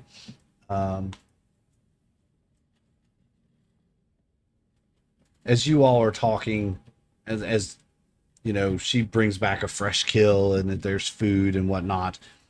Owen, at some point through your journey here, you've gone into your trance. You're resting, as elves do, just kind of chilling. And in the middle of it, something kind of strange happens. You've never had this happen to you before. And your whole experience just kind of goes black, as if it's just a void. In the distance, you see an individual kind of fuzzy almost. They're standing in the distance. The humanoid. Yeah, from where you are, they look like a human. From where you are, they're probably 30 or 40 feet away, but they're kind of fuzzy, almost out of focus. Anything else I can see? Not really. It's just you and them, kind of in this matte black void. I'm gonna call out, "Hello." Oh, great! It worked. Hello, hello. You see them begin to kind of trot towards you. They don't have any weapons on them. They're just dressed in clothes. And as they get closer to you, though, you do see that there is the crest of the cult of the dragon on their cloak. I'm on the defensive. I'm ready to go. They put their hands up. They say, "Don't fear me. I know you do not know me, but we can help each other immeasurably. My name is Iskander, and I made a terrible mistake in joining the cult of the dragon. Please, you have to believe me. I'm not here to harm you. Please." And his hands are up. He looks completely passive. And he says, the cult's horrifying plans are sure to bring doom to all. I just know it. I've seen them. I can stop those plans, however, with your help. Please, please, I need your help. Help rescue me, escape me from the cult's clutches, and I shall deliver to you the prize of prizes, the thing that you've been needing the most. The blue dragon mask is in my possession. Without it, Severin faces an insurmountable setback in his effort to call forth Tiamat back to our world. Please, you must help me escape this. I promise I will give you this mask. I have it. The mask is here in Zothal's tower, being studied and guarded by only a handful of wizards, including myself. So I know exactly where it is and how well it's guarded. Please hurry, though. The danger of my treason becoming known grows with every passing day. If I'm discovered, I'll surely be killed.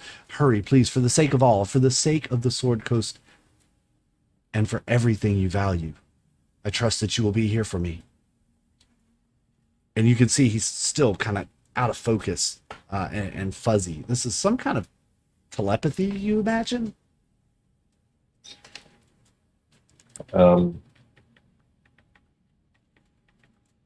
So I don't want to promise too much right now, but I'm intrigued. Is there any way to get what is the best way to get to you? I don't have much time. Surely you know where Zonthal's tower is. It's legendary amongst all wizards and tail spinners in Faerun. But yes, there's a small village spreading out at the base of the tower. There's a hedge maze as well at the base. We can meet in the hedge maze, perhaps. It is unguarded. And I can give you more information there once you are here. Oh. I can't risk taking the mask out of the tower. I'll see what we can do. Excellent. I wait your arrival, but please do hurry. And he fades a little bit more out of focus, and then he's gone, and your trance returns to its normal state.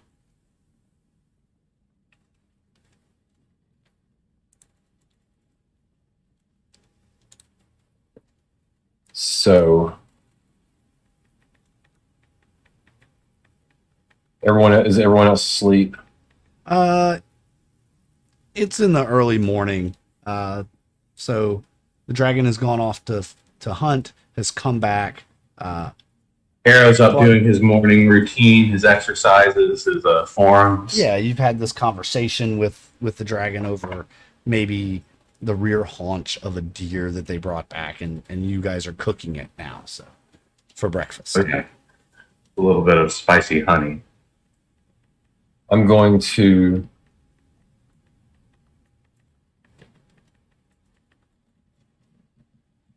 there's really no way to have this conversation out of the earshot of the dragon at the moment, I'm guessing. Not really, unless you were to wander off. Might be suspicious. Yeah.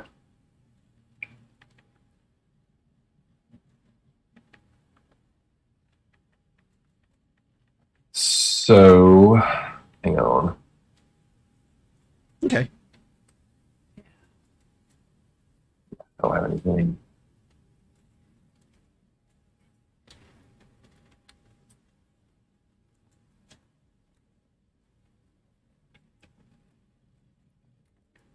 While this is going on, I come over to Garo's trick shoulder and I start rubbing his shoulder, saying, "Have you been doing Master Laoson's stretches for your shoulder?" And as I do that, I start rubbing and massaging the area, doing a little bit of prestidigitation to heat the robes that he is wearing, bringing them almost to a hot temperature, almost enough to burn the skin. Oh, wow, that feels great, Teo. I've been doing the stretches, I promise. Still keeps popping out. Master Laoson warned you about that. I think it's because I try to do too many punches at once. I think that's the problem, but I don't see a way around that. I'm going to walk over to I'll keep Donnar. doing the stretches. I'm going to walk over to Donnar and say quietly, I think I know where another mask is. Donar's gonna like perk up and say, "Do tell." So I'm going to relay I'm going to relay the experience with the telepathic communication to Okay. him. So would I know where that tower is? Oh, absolutely. You know where it is. Yeah. Can you like ping it on the map or like draw Yeah, a if I circle around can it? find the name of the town on the map. There's so much stuff on this map. It's kind of ridiculous. What's the name of the town? Let me see if it even says. This might be one of those weird things where it doesn't say. It's just common knowledge. Yeah, it's common knowledge. So But like, how far away is it? Is the thing I'm curious about. yeah, Well, that's what I'm it would be commonly understood precisely how far away it is.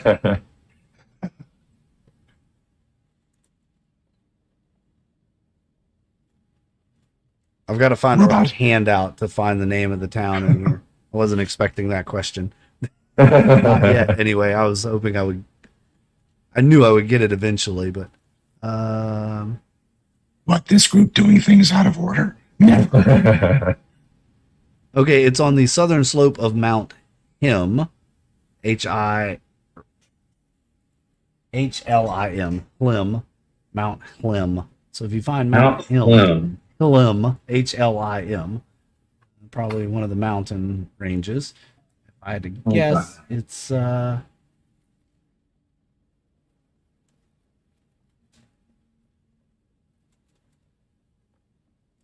probably one of these unlabeled mountains. According to the wiki, it's in the Grey Peak Mountains. Okay, so that's just east of the high forest. All right.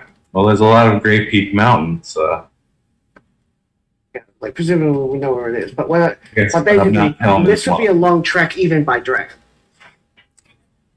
I mean, from where you are right now, half a day. Looks like it's a just But I don't think it's a good idea to Here, tell an ancient silver dragon, "Hey, this person who's from the cult of Tiamat says that he's actually not in the cult of Tiamat and wants our help to free him." I don't think she would go along with that. Just At the east same of point, Five Star Lake and Hammer Hall. the chance to recover a mask Yeah. is one that is pretty tantalizing. And Yes. perhaps that would be the motivation for a slight detour to perhaps give Master Leeson a few extra moments to work his negotiations magic on the problem at hand. That could actually be good. And in addition, it would be nice to go into something like this with the assistance of, say, a Silver Ancient Dragon. Then, I don't know, a couple of tortoises? It would be a lot easier if we could ride there with our dragon friend here. So it's near Parnas. Is that where someone came? Somewhere in the I Great think it's Mountains. here. Oh. I'm going to say that I'm going to. I feel bad leaving you on the spot like this, but I'm going to say that this is up to Owen. Like, I am fine with either, but, like, you know, we are on a mission to forge the alliance, and I want to make sure that gets done. But a mask is a mask. I just don't know if the dragon would trust this person. Like, she would probably say, you know, blast the tower, you know, get the mask from its role. But I'm not sure. What's wrong with blasting towers? Especially if they're friends of the cult. Yeah. Yeah, Wait. whatever y'all want to do there, it's up to y'all. Owen, Yeah. It's Where do you along go? the southern peaks of the range. So So probably it's closer Southern to piece of the range? Parnas. Okay, so it's down. Somewhere in this area. It's probably closer to Parnas because the city that talks about there being a small village outside the tower with a hedge maze, and y'all remember you started in Parnas. Oh, Parnas was where we went to the sky giant castle. Correct. That's that was near the the end Hunters. of. That was The Hunter's Lodge. Yep. It was near there. Yep. That was at the end of Rise of Horde of the Dragon Queen. So, yeah, you're somewhere around there. I would. Like, did we see any towers in this smaller or anyone like that? Nah, you wouldn't have because it's built around the base of the mountain. Yeah. So But it's in that region, so we're familiar with it. So the question is, do we want to try and go by Dragon, or do we want to go to Waterdeep first, forge the alliance, and then travel? Right? Yeah. My one concern is if the alliance breaks down, then we probably will not, or maybe she would, right? You know, this is if this is truly a mask, this is something that would that could. Like that would be to her benefit whether she was in the alliance or not. The thing is, I'm not sure if we can trust this person. True. They could just be lying. Luring us into a trap, you know? Yeah. I'm guessing they don't expect we show up with an ancient silver dragon, but if they do and this is a trap, we're in huge trouble. Yeah. and you hear the dragon Ota. She gets up. You can hear the wings stretch and flap one good time. She bellows out from the back of the cave. You ready? It's time to get moving. Let's get this show over with. Let's get going. I say we ask her. I'm still unsure. She begins striding out to the opening of the cave. Yeah, I'm going to follow her there and say basically, like, if you think we should do this, I'm on board, but I'm not going to bring it up unless you think we should. this is a fellow council member. There is no reason to withhold information. But they're not truly our allies yet. Not until Gesture of goodwill Yeah, but yeah, and an ask. yeah, but this is still striking as an issue. So are we going to say this? Is this something we're going to do? All right, well, It's up to Owen. yeah. So I know Donnar's hesitant, as am I, and Garo and Teo both want to go forward. So Pew pew pew pew. Yeah. Inter-party conflict. Yes. So, like, are we going to go for this? What do you think, Donnar? I just, Oh, Either way, I bumped up. we'll give like, Owen this. Think about what the Harpers would want in this situation. Yeah, the Harpers probably would not want to involve this dragon right now. well, it's just, I feel like we don't have enough information to, like, this could be a trap. We don't know. This could be a trap. This could be a lie, whatever. But it's just, I don't want to rush somewhere on the word of someone we've never met. On the Yeah, word of someone we don't know. I think I would rather talk to Leison and the Council of Waterdeep, who we know are our allies, Yeah. before we make a decision on this. Sure. So we continue on to Waterdeep, and then Yeah. we figure out about this. Okay.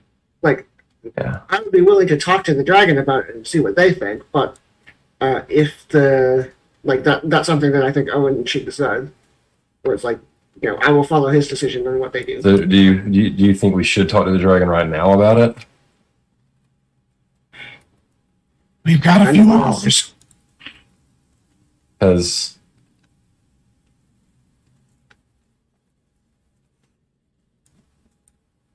if she decides that she wants to go on and do it, I mean, we're pretty much along for the ride. There's nothing we can do to stop her.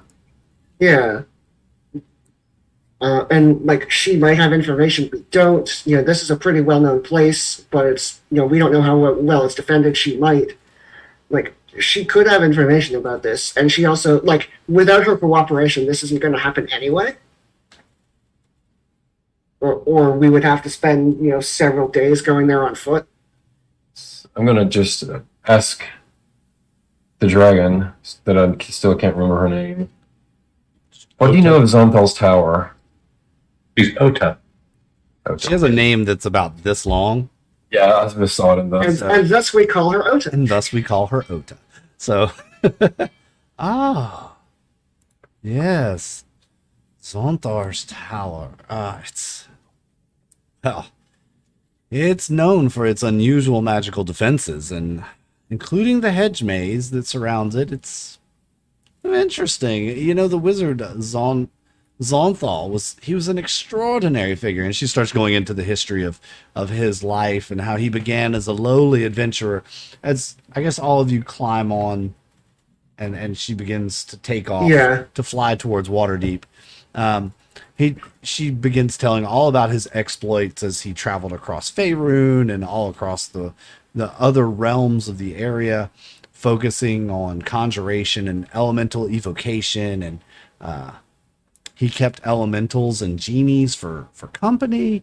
All along, he eventually ended up in this prized solitude, as it was described.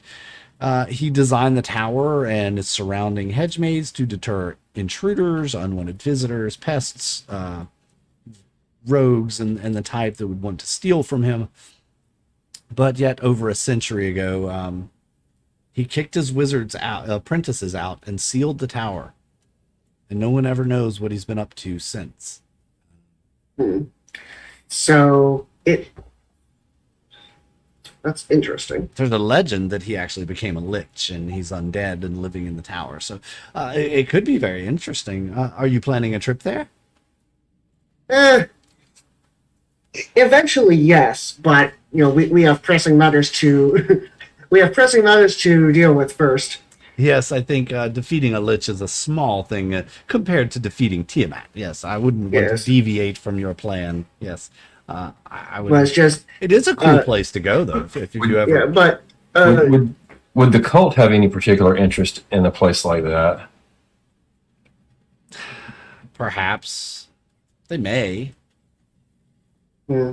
I try not It to would likely think be that pretty way. difficult for them to get in.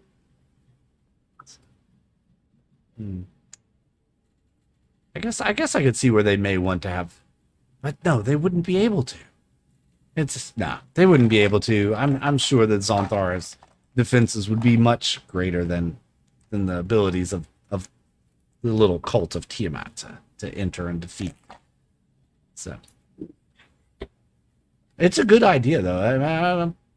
I'm impressed that you thought of that. That's interesting. It's near here, isn't it? That's why. That must be what brought it up. It's near here. Yes. We were actually we were in Parnast a little while ago fighting a cultist operation there, and just we happened to be in the area. Now that we were there here again, it crossed our mind. Garo looks like he really wants to say, but he's not going to say it. Yeah, like I'm going to wait for Eohann to specifically talk about it if he wants to. Right. It's not entirely in Garo's nature to wait. So I had. I'm not sure if it was a vision or magical telekinesis, but I had a conversation in trance last night with someone claiming to be of the cult at the tower, wanting to defect.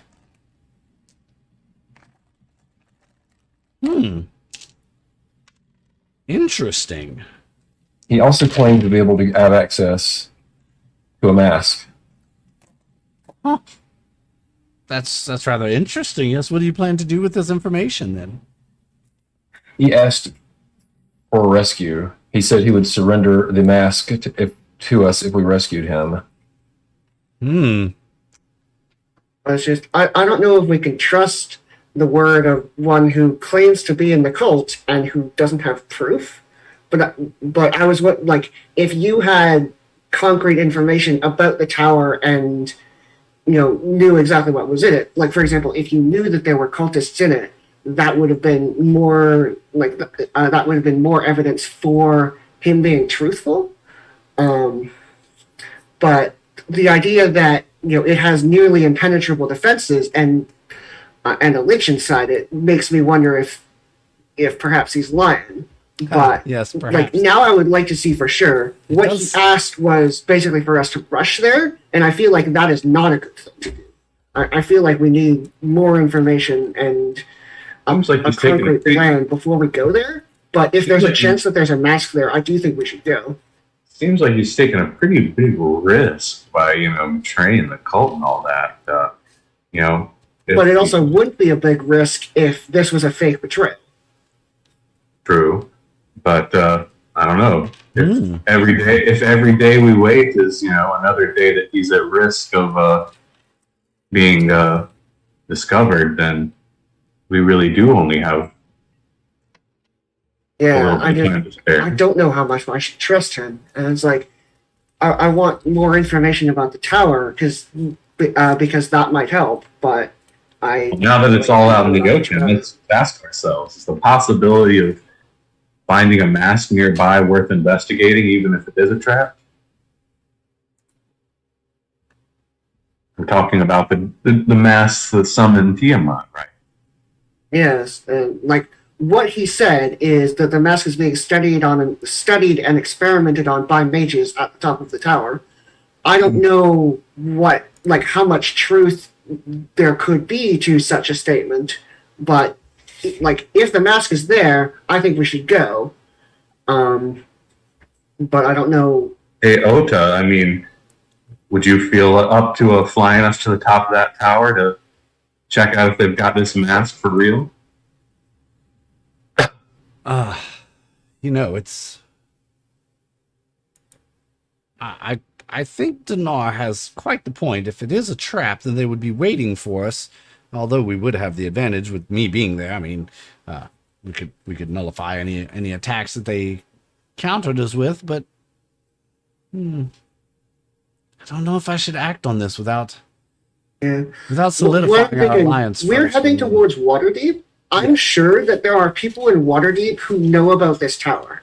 Right, this is a famous tower. There are plenty of mages in Waterdeep. What I think we should do is get information there. So, by the way, I found on the down low. I found a map that actually depicts this location. I put it in Discord, but it's right here. Okay. Yeah, I guess if we go flying straight to the tower, they'll see us coming from miles away. Yeah, and what I feel we should do is go to Waterdeep, solidify this alliance. I'm still convinced that we can get the apology and the recompense you seek. And while we're there, get whatever information we can about this tower. Preferably on the down low, because we don't want to alert too many people to what we're doing. Yeah, we get the Harpers. Find out what might be there.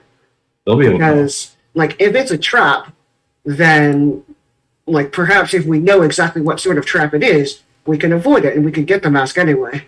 But I want to know what exactly might be there, because, you are certainly a very knowledgeable individual. And if your understanding was that the tower has been sealed for thousands of years and no one's gotten in, then I'm not going to, I'm not sure if I'm going to trust someone who claims to be from the cult that, the cult got in. Ota, you had mentioned that the tower has strong defenses, not least of which was the maze that you talked about. Owen, what precisely was the plan or of the vision that the vision had suggested? He suggested that we could meet him in the hedge maze. He said the hedge maze was not guarded and he could safely go there. But and I'm pretty sure a hedge maze isn't going to be much of an obstacle for you. I gestured to Oda. But he also seemed to imply that he wouldn't be able to actually remove. He may not be able to actually remove the mask in that way. But we could definitely meet with him there and see what's going on.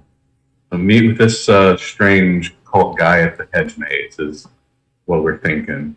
So, Ota, again, can you tell me what you know of the hedge maze? Yes, it is said, now, of course, I've never been there, but it is said that the hedge maze has a portal inside that allows travel in and out of the tower. That's the only way anyone's ever been able to come and go. So it is said. So we can't just fly to the top. So the original plan of fly in there on a dragon and hit the tower with the dragon breath would probably not work? Not for entry. As I said, Zonthal, he sealed the tower. Probably So over a century protected. ago. 100 or more years. So That complicates things a bit, because that means you probably couldn't accompany us into the tower. In that case, we should make all haste to Waterdeep, do the council stuff, and while the council is... Yeah, I think we should go to Waterdeep and get information there. We'll get information, yeah, exactly.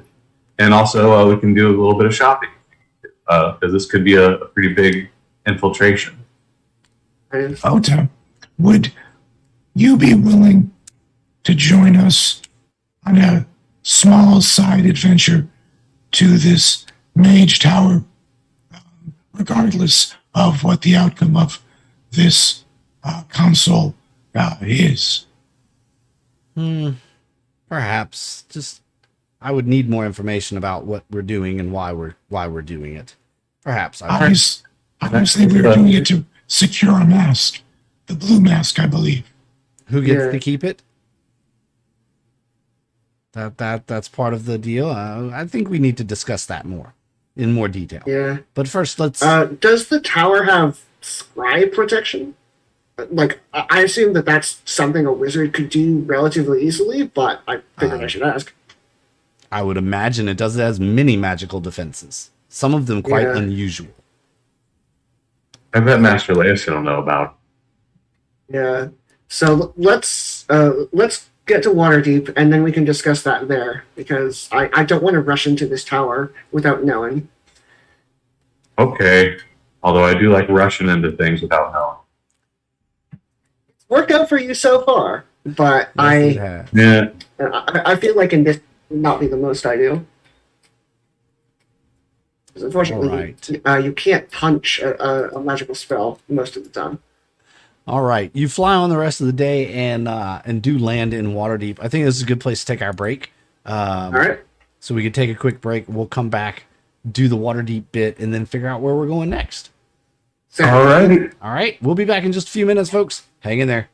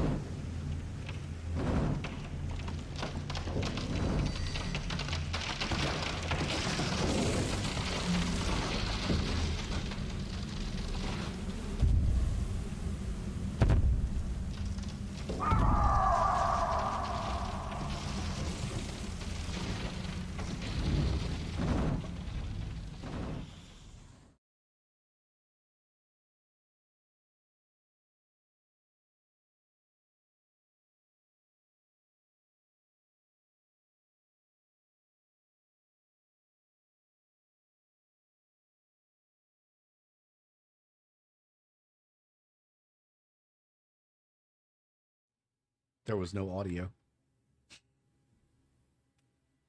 Now there should be audio. Sorry about that, everybody. We're back from our break. I clicked the wrong transition. But we're back from our break, and our heroes have landed in Waterdeep and are ready to approach the council with Ota. You don't actually land in Waterdeep. Obviously, you land outside of Waterdeep and travel in, all in human form. Ota transforms into human form, and we'll travel in with you to Waterdeep. Yes. I imagine the guys are like, state your business, and we're like... Yeah, pretty much. They know who you are, you know. So you make your way in. You find yourselves at the meeting place of the council, where all of the council members are present. Master Leosin comes up and goes, welcome. Any news? Any change of heart on the way here? Anybody? The deal stays the same. The alliance is contingent on getting those apologies and the recompense. Right. Hey, Master Leosin, good to see you again. Yeah, I think everything should be good as long as everyone sticks to their part of the deal. All right. No troubles coming. Y'all made it here safely. Yeah. There is another matter I'd like to discuss, but all things in due time. Like, let's get this done first. Oh, I agree 100%. We need to get this done. Yes, absolutely. All right, just a minute. You guys know the procedure, and he proceeds ahead of you through the doors, and you hear him call out, "Ladies and gentlemen, the Council of Waterdeep. May I present to you our emissaries to the Council of Dragon and their return emissary, Ota, the Silver Dragon, here to address the council and make formal our agreements." And the doors open, you're ushered in, and everyone welcomes you with applause and well wishes and welcomings. Garo loves it. He's posing. Yes. Waving. Like the champion. Donnar is going to quietly say to the rest of the party, I don't want to let the Council of Waterdeep know about the tower thing, because first of all, I don't know the whole Council of Waterdeep, but just if you would keep that quiet, and we can discuss it with Master Leosin privately afterwards. Sounds good. Garo gives a thumbs up. All right. On the council, of course. There we go. Gotta find the right notepad.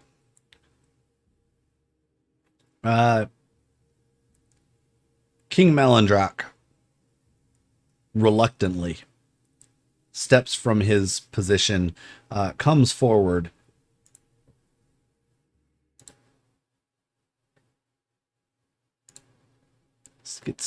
Let's get some council-y music going. Can you guys hear that?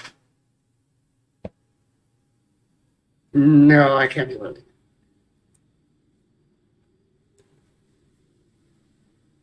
It's pretty Now low. I can hear something. That one's actually pretty low. Let me try this one. Get some council-y music. I'm trying to get council-y music going, but I don't know if we can. I like it. Yeah. You can dig that. You guys like that one? No, that works. That works. King Melandrak strides forward.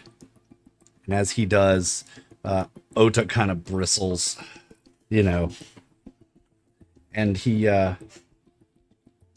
very honorably walks up to all of you and says, this kind of under his breath, quietly says, "It pains me to do this, but I know it is for the better good of the many."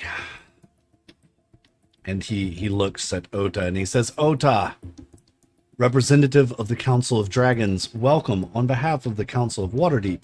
We are prepared to receive your agreement of alliance and assistance, partnership in our fight against Tiamat. May I first issue my sincerest and deepest apologies for the transgressions the elves have made throughout generations to any metallic dragon that may have become injured by accident or intent through our continued actions against dragons in the years past. Though those were my ancestors, I speak for all elves when I give you my greatest and sincerest apologies. And Ota looks, says, why, thank you. I will relay your apologies to the other members of the Council of the Dragons. I am sure that they will receive it kindly. Thank you for your words. I know that it is not easy to make reparations and apologies for the transgressions done of those before your time. But it is necessary in times like this to make sure that we are all one and on the same page. We can trust each other. Thank you, King Malandrock. You have said a lot. And he bows reverently to the dragon, steps backwards. And other members of the council kind of look at you all. And there we go. And in fact, what's his name? I'm trying to find the name because my window closed and I had to reopen it.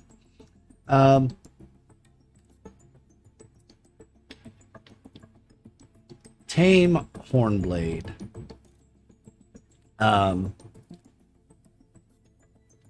of speaks up.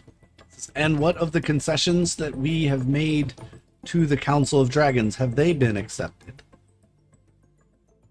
Without condition? And Ota responds back, yes, we are prepared to accept your concessions as a great offering, provided that all are given. There are some minor things that we'll need to work out. We are prepared to join upon this council as well as equal share members. And there's some murmuring that erupts throughout the council. Of course, you kind of expected this. You weren't. This doesn't blindside any of you. Garo gives a big grin to the party and gives a thumbs up and says, "This is good." It's like, all things considered, so far. this is going pretty well. Yes, you look around. You look around the camp as this is conversations going on. Everyone make me a perception check. First dice roll of the session. Not bad. Perceive. Hey. All right. Yeah, not bad at all. I don't know what Teo's doing, but the rest of you see this person kind of behind everyone else. A new face. A new race. It's interesting. You've never seen anyone on the council with horns and what looks like a tail poking out the bottom of their robes. It's like, what do you mean we've never seen anyone on the council with horns? It's like, Not like this. I mean, it feels like Teo would be the one to notice this. Of everybody, he would, but he's distracted by something shiny, maybe, or Yeah. maybe the or by conversation. tense negotiations. It doesn't even faze me a bit. Yeah. You also notice that Braun Anvil, Onthar, Foom, and Sir Istval on the council are painstakingly making it a point to ignore this new individual.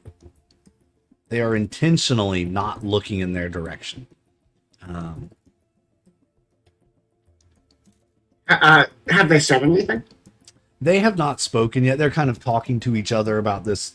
No, sorry. The new individual, have No. they said anything? No, they Okay. have not. They're just standing there. A new face. They're standing right behind Lord Never Ember. You notice that as well. All of you all rolled pretty well, except for Teo. Oh, well. Maybe you're digging in your bag looking for something, you know? Snacks. He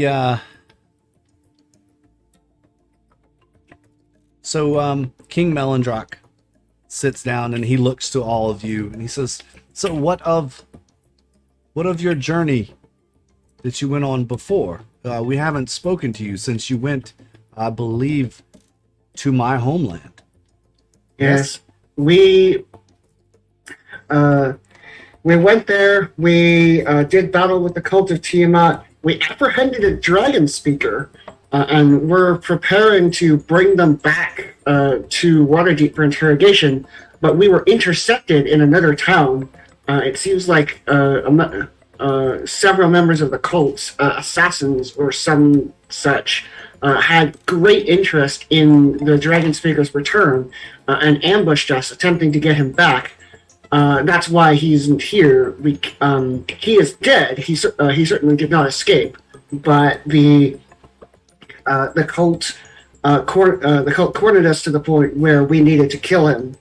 And Ota here actually came in and assisted us, and airlifted us to the Council of Dragons, and that was where we went after them. Ah, excellent, excellent. Another worm speaker passed. Dead. Good job. What was this worm speaker's name? We must write it in the log so we know which ones have been. He was an elf prince, believe it or not, a twin at least of a prince. His name was ... Started with an N, right? Yes. What was his name? Nerogan. Using a message, I message the council leader and say his name was Nerovan. He was the son of the king. It's escaping me off the top of my head, but it was from the journal that I had memorized word for word, but I've managed to lose my notes. It's the one that's actually speaking right now, asking you. It's his son. Yeah. You know that, Teo, but Okay. Yeah, but it's just, I think what you say. In that case, if I realize who it is, I say yes. It was a great tragedy.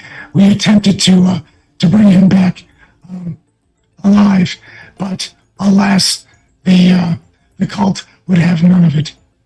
Yeah, I had him tied up real good, but then Right. there's some size changing involved, and some magic was being cast. my We own had- son It was a turned against us? My own son. Oh, My own son you turned know. against us. No, that easily little. Oh, I cannot believe it. And you can tell he is just fuming. He is so angry. He feels betrayed and hurt. You could just see all of this rage building up in him. I cannot believe they even got to my own son. yeah. Sorry, break the news to you there. Cult And is, speaking aloud, I go, yes, it is sad news, but this is all more the reason that we must be successful at defeating this cult. absolutely, Teo. He kind of just flops down in his chair, angrily pushes it back, folds his arms, and just stares out. You can tell he's very angry about his son betraying his people. Understandable. We'll let him process that. Yes. And with that, Lord Neverember, he says, well, other things that have occurred. You've secured an alliance here with the Council of Dragons, who are agreed to give us protection in our realms, and who have agreed to fight alongside of us should the need be. And Sorry, does the council know about the dragon's plan to attack right now? Or has that not been? All right. I don't think you guys Is ever. Oda going to say that? Because Donnar is going to look at Oda as like, if you want to elucidate them as to the Council of Dragons' plans to engage the cult, now would be the time. I don't think that's what's happening, because they've agreed to do the thing where they protect the Well, it's just like I feel like both sides should know what the other plans to do, and maybe we could work out something where we could do both. Like, if we can hit the cult quickly and put them on the defensive, then defenses might not be needed, or we could wait and finish our attack first, force them to pull back troops, and then defend, and that could give us time. I feel like it would make sense for both sides to know the other's plans. But Donnar is also going to raise the point, because the councilman was talking about things that had happened in the council. Donnar is going to raise the point, and it's like, and it seems like there's been a new council member added to your ranks, Smith, and sort of see what people say. Oh, and Lord Neverember goes, oh, so you have noticed that Eohann Nightshade has joined as one of my advisors, yes. This is Eohann, everyone. Has met them except for you all, of course. Eohann is here as a special emissary. And she is a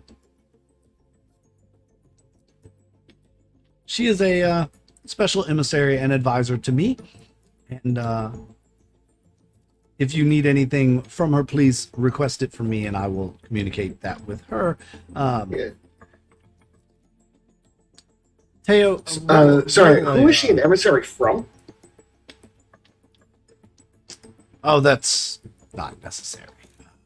Okay. And he kind of gives you a look like, that's... So in terms of you said if we need anything, what about some magic items? Because I have a bit of a shopping list. And Ota will say, I do believe there's one more piece of business before we move on to shopping. Isn't that correct? There's something else? Well, there's one piece of business. There's coordinating the war plan, and then there is other things to do afterwards. Yes. Ota, you have the floor for now. I do believe there's another apology owed, and it's directly to me. Is that not part of the agreement any longer? And you can see Conrad Braunanvol is sitting there, a very sour look on his face. On the floor is a rolled up satchel tied with leather straps. Yeah. And he's not looking happy at all. Garo sort of crack his knuckles. Yeah. Like, I'm going to look at Conrad Braunanvol like pleading. It's like, please, just, I'm sorry, but please, you have to go along with this. Yeah, you're kind of giving him that longing, like, okay, any minute now. Like, kind of, yes, come on. Like, I understand, but also you have to understand. Yes, you are owed an apology, Garo says. Like, I'm gonna allow Conrad to conduct the apology in the manner he pleases, but he'll stand, Conrad Braunanvol, and grumpily, as a dwarf, he bends over and snatches the satchel up off the floor, walking the long way around the council table. It was only 3 or 4 chairs one direction and like 15 the other, so he takes the long way. He's obviously dragging this out. By the way, Teo, I need you to roll a roll me a intelligence. Roll me an intelligence and save the number, and we'll come back to it in a second. He strolls around and back all the way back up to the center of the table, and then walks straight out to Oda. And unceremoniously, he tosses the satchel down on the ground. And he looks at her and he says, it's not easy to say things that you don't always mean. I can't believe this is blackmail. It's manipulation. You're trying to get back. Don't you know the traditions of Dragonmoot? They saved many lives in their time. The fact that one metallic dragon got hurt. Probably they were probably in the wrong place at the wrong time, misbehaving. We have no tolerance for that. Nonetheless, those days are over. And it has come to my attention that some traditions need to be buried and forgotten. Well, not forgotten, but remembered in a different way. Maybe remembered for the harm they've done instead of only what they brought to those who practice them. So here's the hide of your ancestor that has kept dwarves safe as they fought in the Dragonmoot. Our apologies from the Dwarven Kingdom. I don't think I'll ever fight along your side. And Ota bends down and picks up the satchel. She looks at Brana and goes, that is acceptable. This was not. This loss to my kin was not acceptable by your people's hand. I would like dwarves to erect a memorial to my kin that was slain in the Dragonmoots, and to educate all future dwarven children about the horrors and dangers of letting your emotions control your actions. And he bristles. You can see almost his beard almost like tense and tighten in the knots that it has, right? And he's biting his lips. You can just tell he's just not wanting to respond. He's just fuming with anger.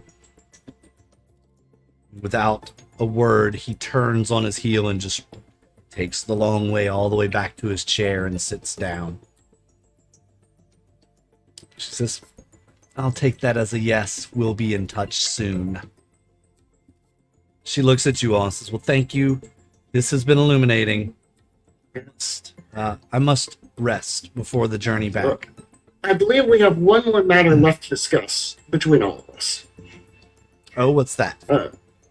Well, all right. So, I'm going to ask Oda, do you give me permission to speak openly about the plans made for what, the plans of attack made by the Council of Dragons, or like we are formally allies now? Is that information that you're willing to let me share?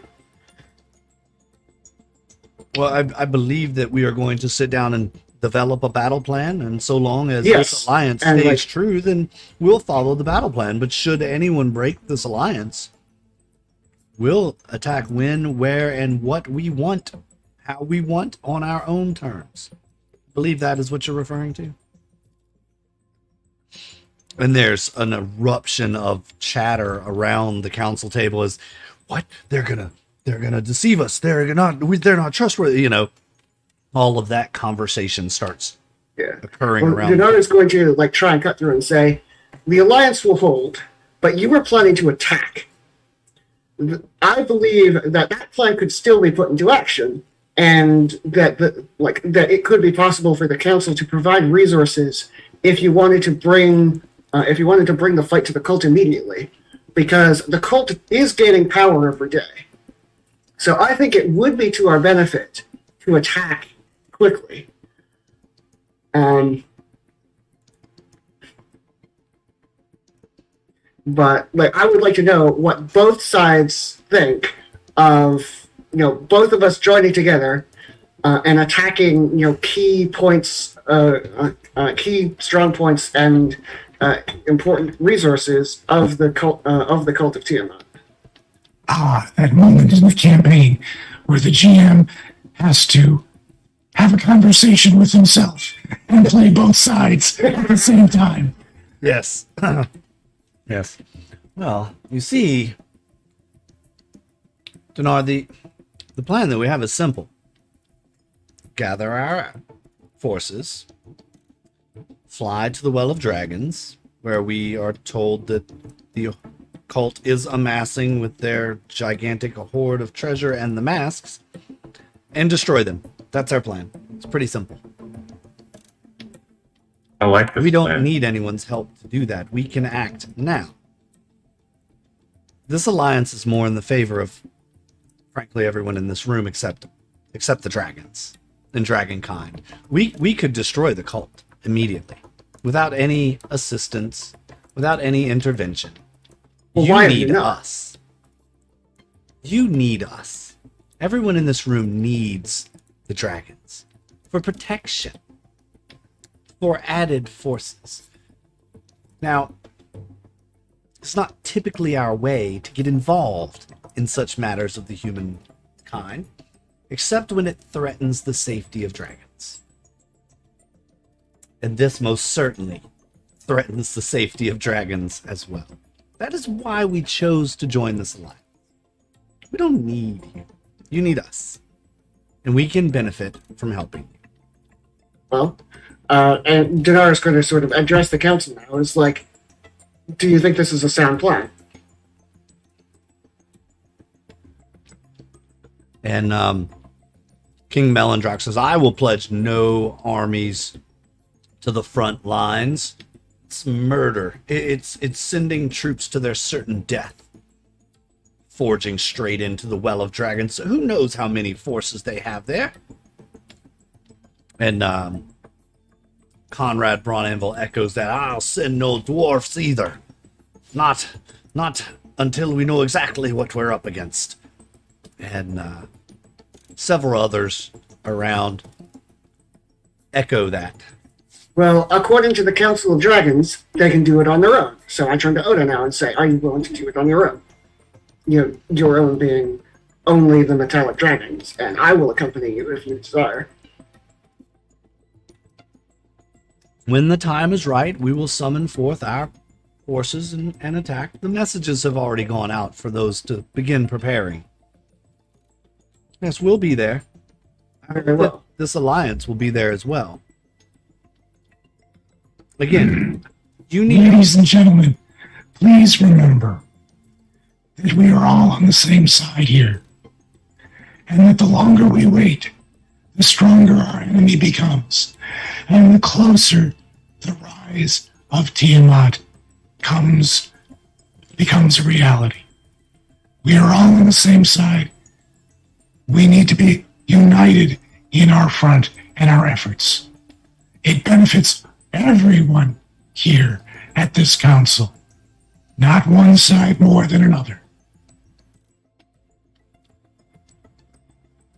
And the council, yes. They tend to agree with you, Teo. Yes, you're right. You're right. We're foolish for trying to separate this into who's it best for. Maybe Teo had a little bit of a blessing cast on him. Possible. Lord Neverember is trying to settle those that are still a little riled up. And he says, if it is that, Ota, that you are prepared to strike and gathering your forces, we will send word to ours as well. This council has each one of you, each area, each realm, each territory that has a seat on this council has pledged certain resources to this fight. If for any reason you no longer wish to be a part of this council and you no longer wish to pledge those resources, you can withdraw from this council, and with doing so, you shall withdraw any protections, aids, or assistance that this council may be benefited by, including those of the Dragon Council. And a hush kind of falls over the room, and everyone looks around like, You have a somewhat newfound respect for Lord Neverember, being able to put everything into perspective there for the council. And he says, I say we vote. Who wishes to start amassing their troops? Sending out notifications. Bringing forth the armies. It may take time, but Donnar and Teo and Garo and Owen have sacrificed much of their days already, traveling this realm, gathering intelligence, fighting the very dragons that are trying to kill us all. and have been quite successful at it, mind you. I think we owe it to them, at least, to show them that their work is not in vain, that their work means something to you all. So yes, gather your forces. Yes, Ota, send word to your dragon kind. We are with you. And those who don't want to be can leave now, and you will be on your own. So, show of hands. Right now, who's willing to go forward? Go forward into the Well of Dragon. And yeah, all of you guys are like, Yeah, hands like, up. I was right over here, yeah. Slowly around the table. And I'm going exactly off of the way the book is written and the chart that we're given. So based on everything that has happened, this is the support that you need from the Harpers. We're in. The Order of the Gauntlet. We're in. The Emerald Enclave. We'll stand with you. Lady Laurel Silverhand. I stand with the council. Cornwall Braun Ainville. Aye. The dwarves will be there. And you can tell he's very reluctant in saying that, but he said it. King Melendrock. Equally still fuming as earlier. The elves will fight. Older Ravengard, who's been very quiet on the council. We're in. Tame Hornblade. I'll be there. Sir Istravel, you have our support. That leaves but me, the head of the council, Dagult Neverember. And yes, this council is united, unanimously. We will fight as one. With you, Dragonkind Ota, please report back to your council. We are united, and we'll fight when the time has come. Huzzah! Huzzah! Yeah, and you can chop the Garo numbers. Very relieved. Okay. And yes, some cheers and clapping go along. And I'm going to... Garo's stomach growls loudly. make some quick clicks on this chart. So there's actually a chart that goes along with this module to track the yeses and nos of the different factions. So and you have to have a certain score to get their support at each. Nice. I love a rubric. Yeah, it's a great little rubric, right? I'll share it with you guys after the module's over, so you can see how you scored and what you did, and how everybody kind of responded to what you did. It's pretty cool.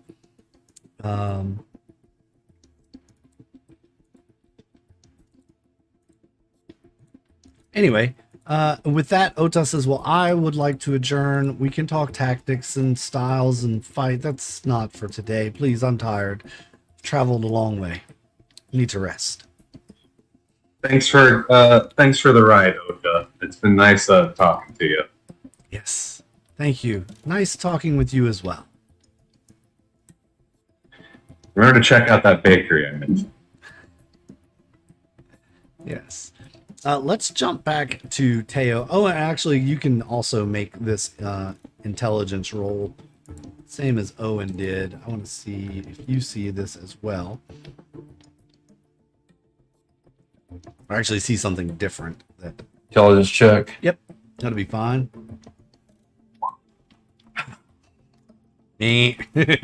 you don't recognize it.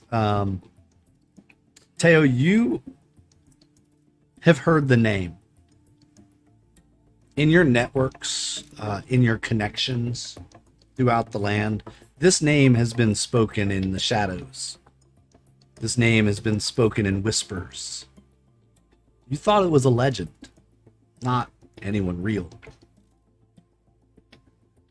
But now you stand staring at this person.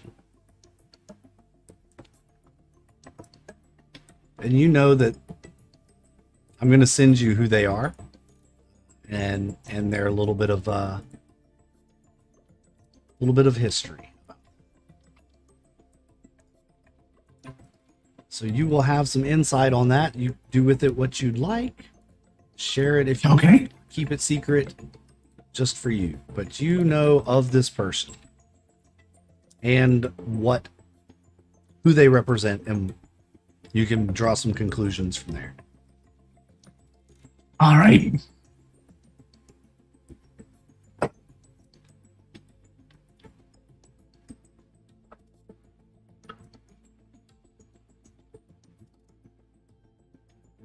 Just making sure I'm not giving away any plot stuff. Yes, cut that out.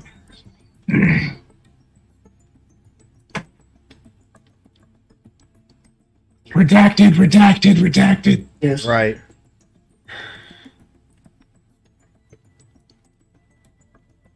So after the council has adjourned, but before we go shopping, there's two things Donnar would like to do. All right. So the first is I want to gather the rest of the party and talk to Master Leosin about what we found about the tower. Right. The blue dragon mask situation. Yeah. So, I'm gonna talk around to the rest of the party just to make sure. But I assume the four of us trust Master Leosin. Oh, absolutely. I mean, the Harpers, they're just trying to eliminate the cult. They've been So on our side the whole time. I'll let Owen do the honors because he hasn't done much talking today. So I'm going to tell Master Lesson about the maybe vision, maybe telekinetic encounter, whatever it was. Dude, the guy contacted me, said he was a member of the cult. He made a mistake in joining. He wants us to rescue him, and he's offering the blue dragon mask if we rescue him.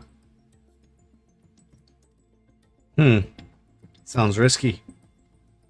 Zonthal's tower is a dangerous place. You know about the tower? We heard it has all kinds of crazy magical defenses. There's lots of stories about the tower, that's for sure. Ota also told us that the wizard who created it is now a lich. So it is said. He sealed the tower over 100 years ago. No one's seen him since. Supposedly some kind of portal that you can get in and out of the tower that he uses to get in and out of the tower, but no one's seen him or knows the precise location. It's hidden. Yeah. Hmm. So how likely do you think it is that members of the cult of Tiamat could be in there? I don't think anything's unlikely. They have magic. They can be powerful. You've seen it yourselves. Absolutely. But do you think that they would go there to study one of the dragon masks and not have it somewhere deep under their protection? Entertain this thought if you would. What if they were somehow able to take control of that tower from its owner, from its inhabitants? Be a great place to hide something. All those magical defenses, all that power trapped inside that tower. Perhaps they're even using the one who contacted me claimed that they were studying the mask at the tower. I believe that the order, the cult of the dragon needs to know how the masks work. So of course they would be studying them.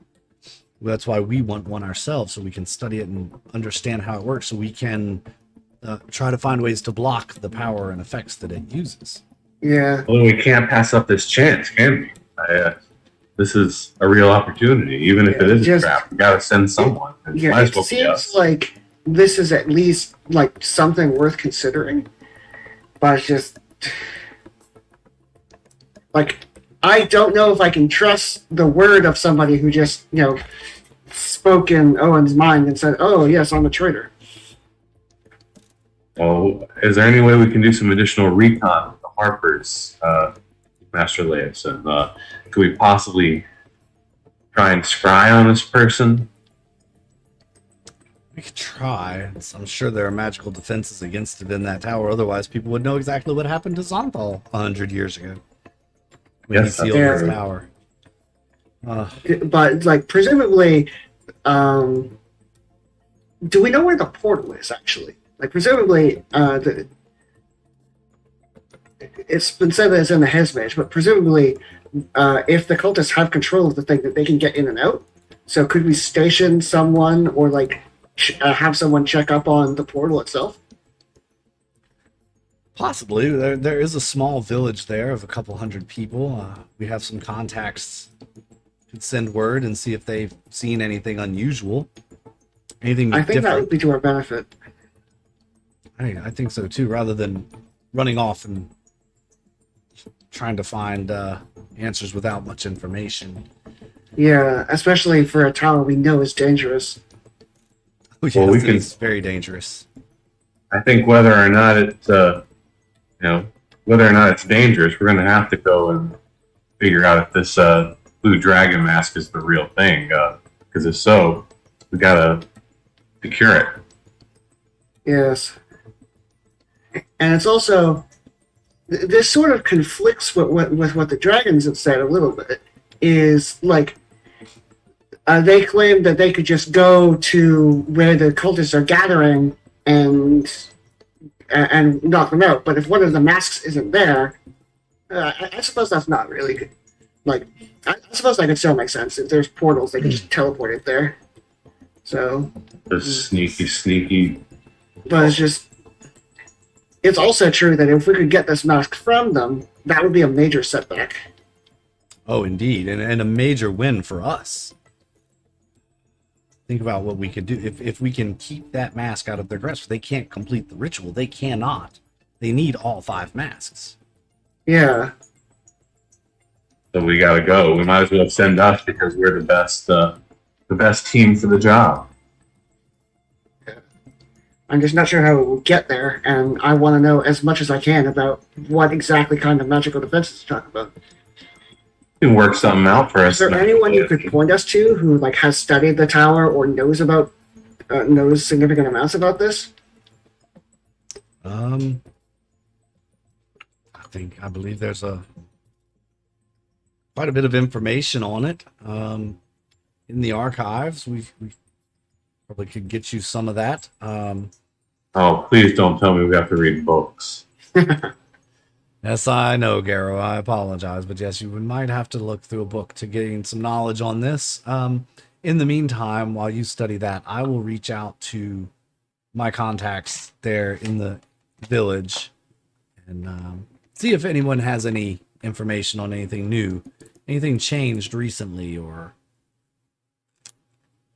if they know of a dragon that has Yeah. been in the midst. Thank you.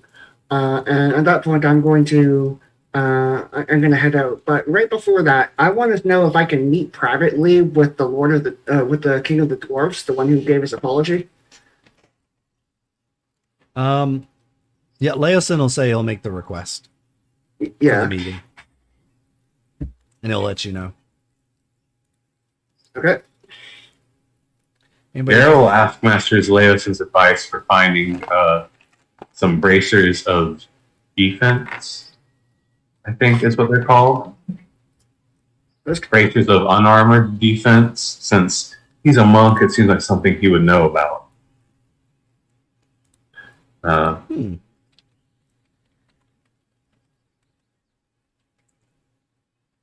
Bracers of defense. Yes. Bracers of unarmored defense. well, it's just I think is the name. the actual name of the item is Braces of Defense. Yeah. Oh, okay. Yeah. They give you the Yeah, ones you that were give both you a talking plus about the 2 same thing. bonus to your AC while not wearing armor Yeah. and no shield. Yeah. Yeah. You know, for monks. Perfect for Garo. He's heard of such things, but has never seen them. It's a possibility. I can put out some feelers and see if I can locate some. It's been a while since we've had the need for them, but I think We have that's the quite a thing. bit of treasure to spare, so we can certainly pay the price. But if you can find them, that'd be great. Absolutely. Let me start looking for that. And he makes a note of it in his little notepad journal thing that he carries with him in his pocket.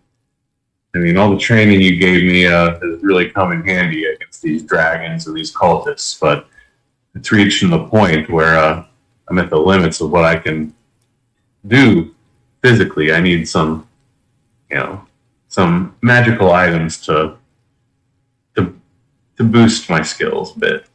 Yes, it's perhaps about time that something along those lines comes your way indeed. Let me see what I can do for you, Garo. You're a fine Thank you, Matheus. And I give a bow in that monk style. Yeah, and Master Leosin will return it very reverently as if, oh, it's been a while since anyone did that. Thank you. Yeah. It's been a while since we've met as master and student. Yes, it has.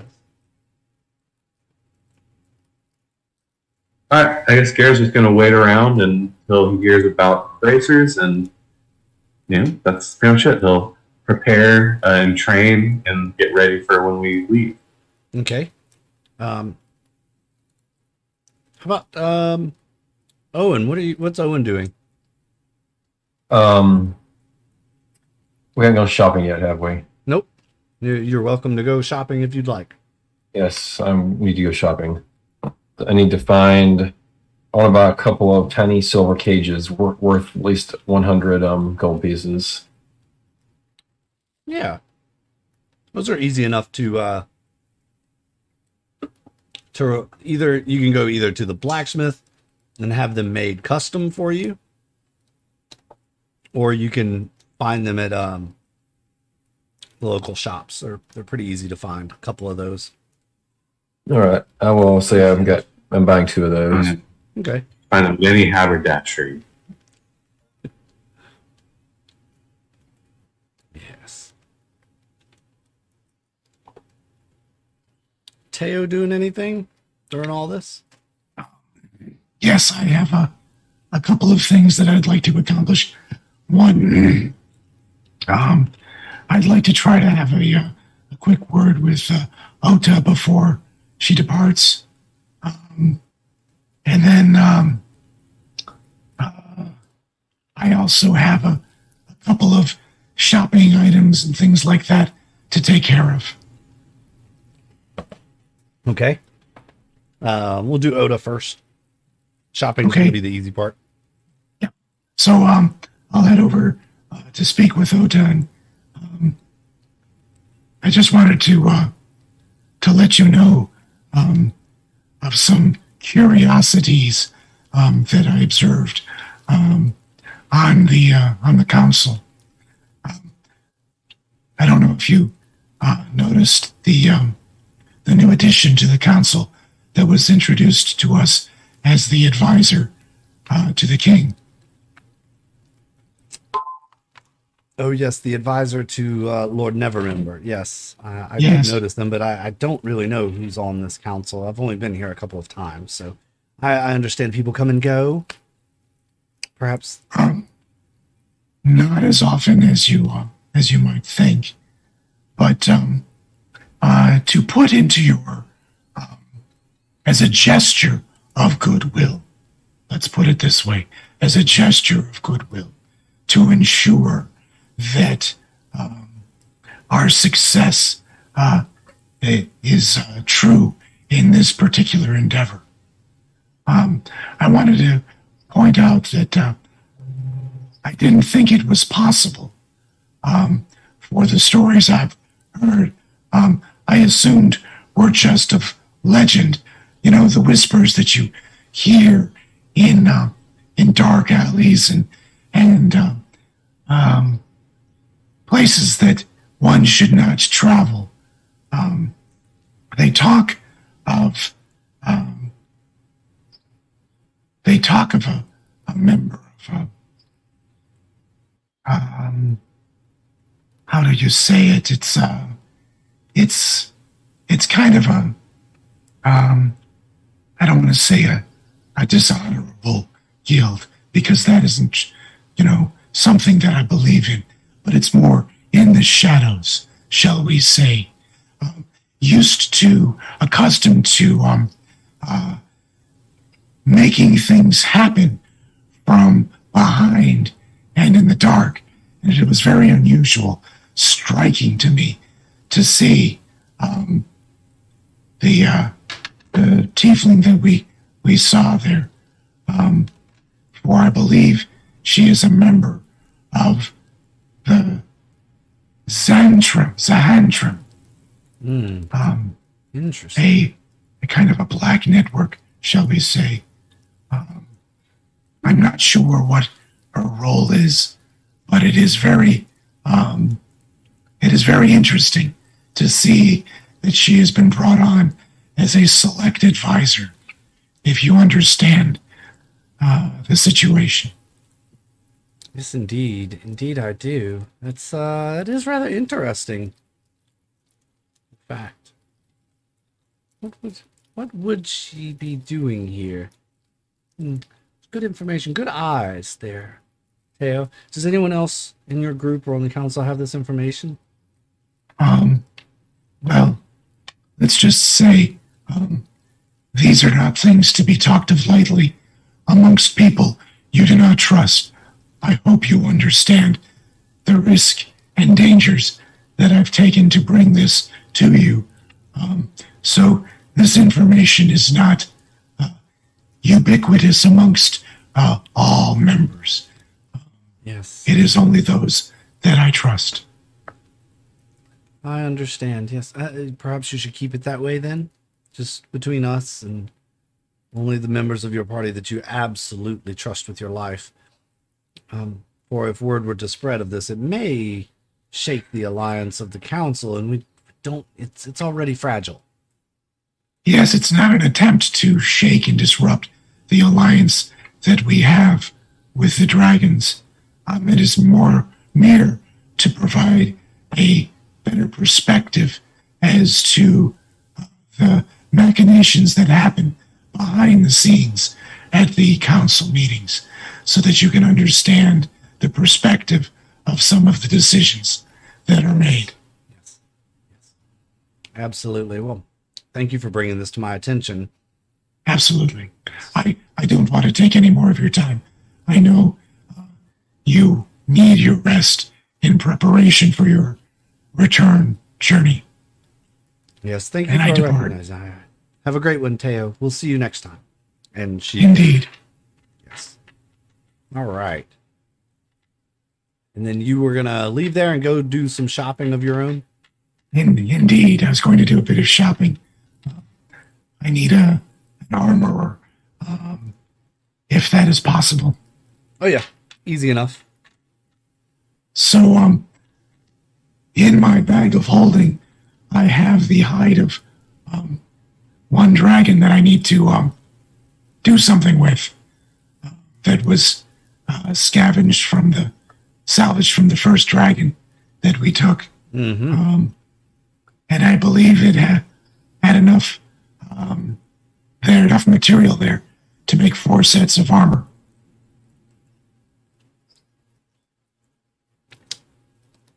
Or 4, I should say 4 pieces of armor. Yes, I think specifically we said it was for like breastplate, chest plate, tunic style scale armor. Yeah. Yeah. So I'm looking to have that fashioned and potentially enchanted if the cost is not too great. You talk to a couple of armorers, and each one of them in Waterdeep sends you to a tailor instead. One who works with hides and leathers instead of an armorer. And so, Sure. you know, they explain to you it has to be tanned and you know, worked properly into a garment, and then we can affix the scales in such a way that to make it an armor. I understand. So I will do just that. Follow the steps necessary to make that happen. Okay. Yeah, and it's gonna. They tell you it's gonna take, you know, several days at least for them. It's already been dried out. In the bag of holding, you know, it's kind of already dried. It's creased. They're gonna have to work it, wet it, you know, all that. Get it malleable again, and then shape it into some clothing. So they ask you some general sizes, like how big are the people that are going to be wearing this. Yeah. Donnar, I actually have something I want to say to Teo, and it concerns this specifically. So I'm going to say this now. So Donnar is going to talk to Teo and say basically, like, I kind of feel bad about the dwarf who like had to give an apology, who I talked on their behalf. So what I was thinking is like, maybe I could offer like another armor made from dragons and say, you know, here, this is my apology. It comes from a dragon that won't be missed. I look at him and I smile and I say, Donnar, I hear you and I understand you. Do you not see that is precisely what I am doing here, is trying to provide a replacement which is but a pale comparison to what was lost? That's fair. Indeed. So that is obviously my intent, is to do just that. Okay. Yeah. So they ask you about the size of the person who's going to be wearing it. You fill them in on all that information. They tell you it'll be. And I kind of do a couple of these actions and a couple of these actions. And, Yay big, about yay big, and yeah. about yay thick. Yeah. Yeah. Gotcha. Yeah. All right. And for you guys, they're you know, the cost is, again, it's 20% less book, so you're getting the discount as heroes of Waterdeep, heroes of the Sword Coast. You're pretty well known around these parts for your deeds. Songs are sung of you in the taverns, and bards they tell stories on the street corners of the dragon fights that sometimes you'll walk through the town and you'll hear a story that pretty sure is about you, but that is not the way it went down. You know, it is grown into this fishtail. So yeah, you're pretty well known around these parts. And the only other thing that I'm in search of is a short sword. You know, an enchanted short sword. Yeah. There's a specific short sword that I was looking at. I believe it's like straight up called a Dragon Slayer, and it says it can be any sword, so that might be good. It's easy enough to find short swords, and what is there a specific enchantment that you want, or just like a +1, +2 magical? Yeah, it's just I'm going to post this in the chat because there's a, Yeah, I'm talking specifically to Teo, though, Yeah. who's shopping right now. yeah, obviously. Yeah. So for this purchase, it is just a fairly vanilla +2 short sword. Until I have an opportunity to spend some time with Donnar, perhaps that'll be a question that I can pose Master Leosin. Yeah, it's easy enough to find a you know, uncommon +2 short sword. You know the people to ask. You can find it. It takes some traveling around Waterdeep, but you can get it done. I was also interested in a +2 weapon, as a matter of fact. So he might just tag along with Teo. Okay. I think y'all are level enough for +2 stuff. Occasionally.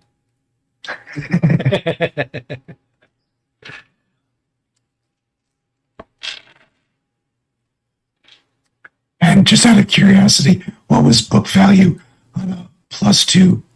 Well, uncommon would be, what did we establish? 400 gold pieces for an uncommon magic item. Okay. Just making sure. Just a basic short sword, and then the enchantment. Just what I'm looking for. Yep. Garo, I happen to have just that much too. I'm thinking for Garo, just like a set of like, what do you call them? Cestus fist gauntlets, reinforced fists. Is that a reasonable thing to find? Like a gauntlet of striking or something. Well, no, just I would think like essentially it would work the same as you know, a regular +2 melee weapon, like a mace, essentially, like bludgeoning damage. But Okay, so just like brass knuckles, basically. yeah, essentially, something kind of, you know, Sure. that would enhance Garo's punches a little bit.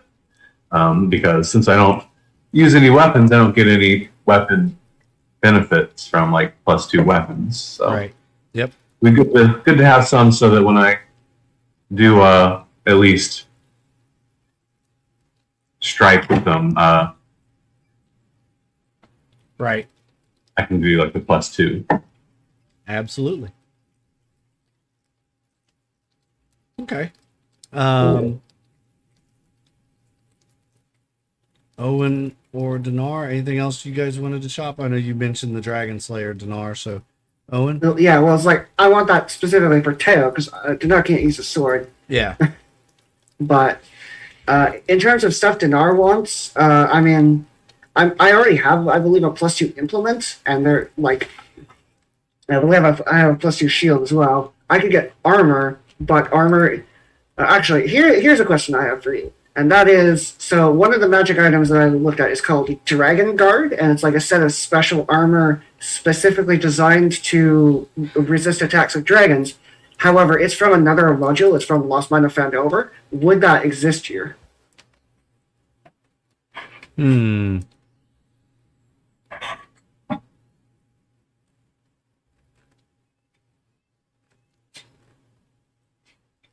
I don't think it's out. What's its rarity in? It's rare, so same as something like a +2 weapon. I would think that in this world, it might increase the rarity. I'm not going to say that it doesn't exist, but it would increase the rarity. Does that sound fair? Well, I played the Lost Mine of Fandover. That was a fun little module. I haven't, but I've heard it's good. Yeah, it's a fun one. I've played. Like, that certainly sounds fair, but Donnar absolutely does not have the funds to acquire a very rare item. So unless I can like get that requisitioned as like I'm literally going to go fight dragons, guys. And it's worth asking for. Yeah. So Right. so I'm going to ask around and see like could I just get that and get get it, I'll get it back once Tiamat is gone. But I'm going to go fight dragons. If you have a dragon guard, I would very much appreciate it because that will certainly help me fight dragons. He will go inquire about that. Okay. Do you need me to post it at stats? No, for you, I know or- what it is. I know. What Yeah. it is. Okay. Okay. That can be requisitioned. Similar to Yeah, so- the I think similar you're to the asking bracers about of defense that Garo is asking for. You can make these higher level magic item requisitions to Master Laius, and he will look into being able to locate them. So like the Dragon Slayer sword, the Dragon Guard arm, it may take time for him to get back to you with an answer, but Yeah. Cool. he can look into them. Thanks, Master Leosin. Owen, anything? You got your tiny little cages. Oh, you're muted. Yeah, I got my little cages. They're hanging off my belt now. That's all I needed. I'm a simple guy. Right on. Cool.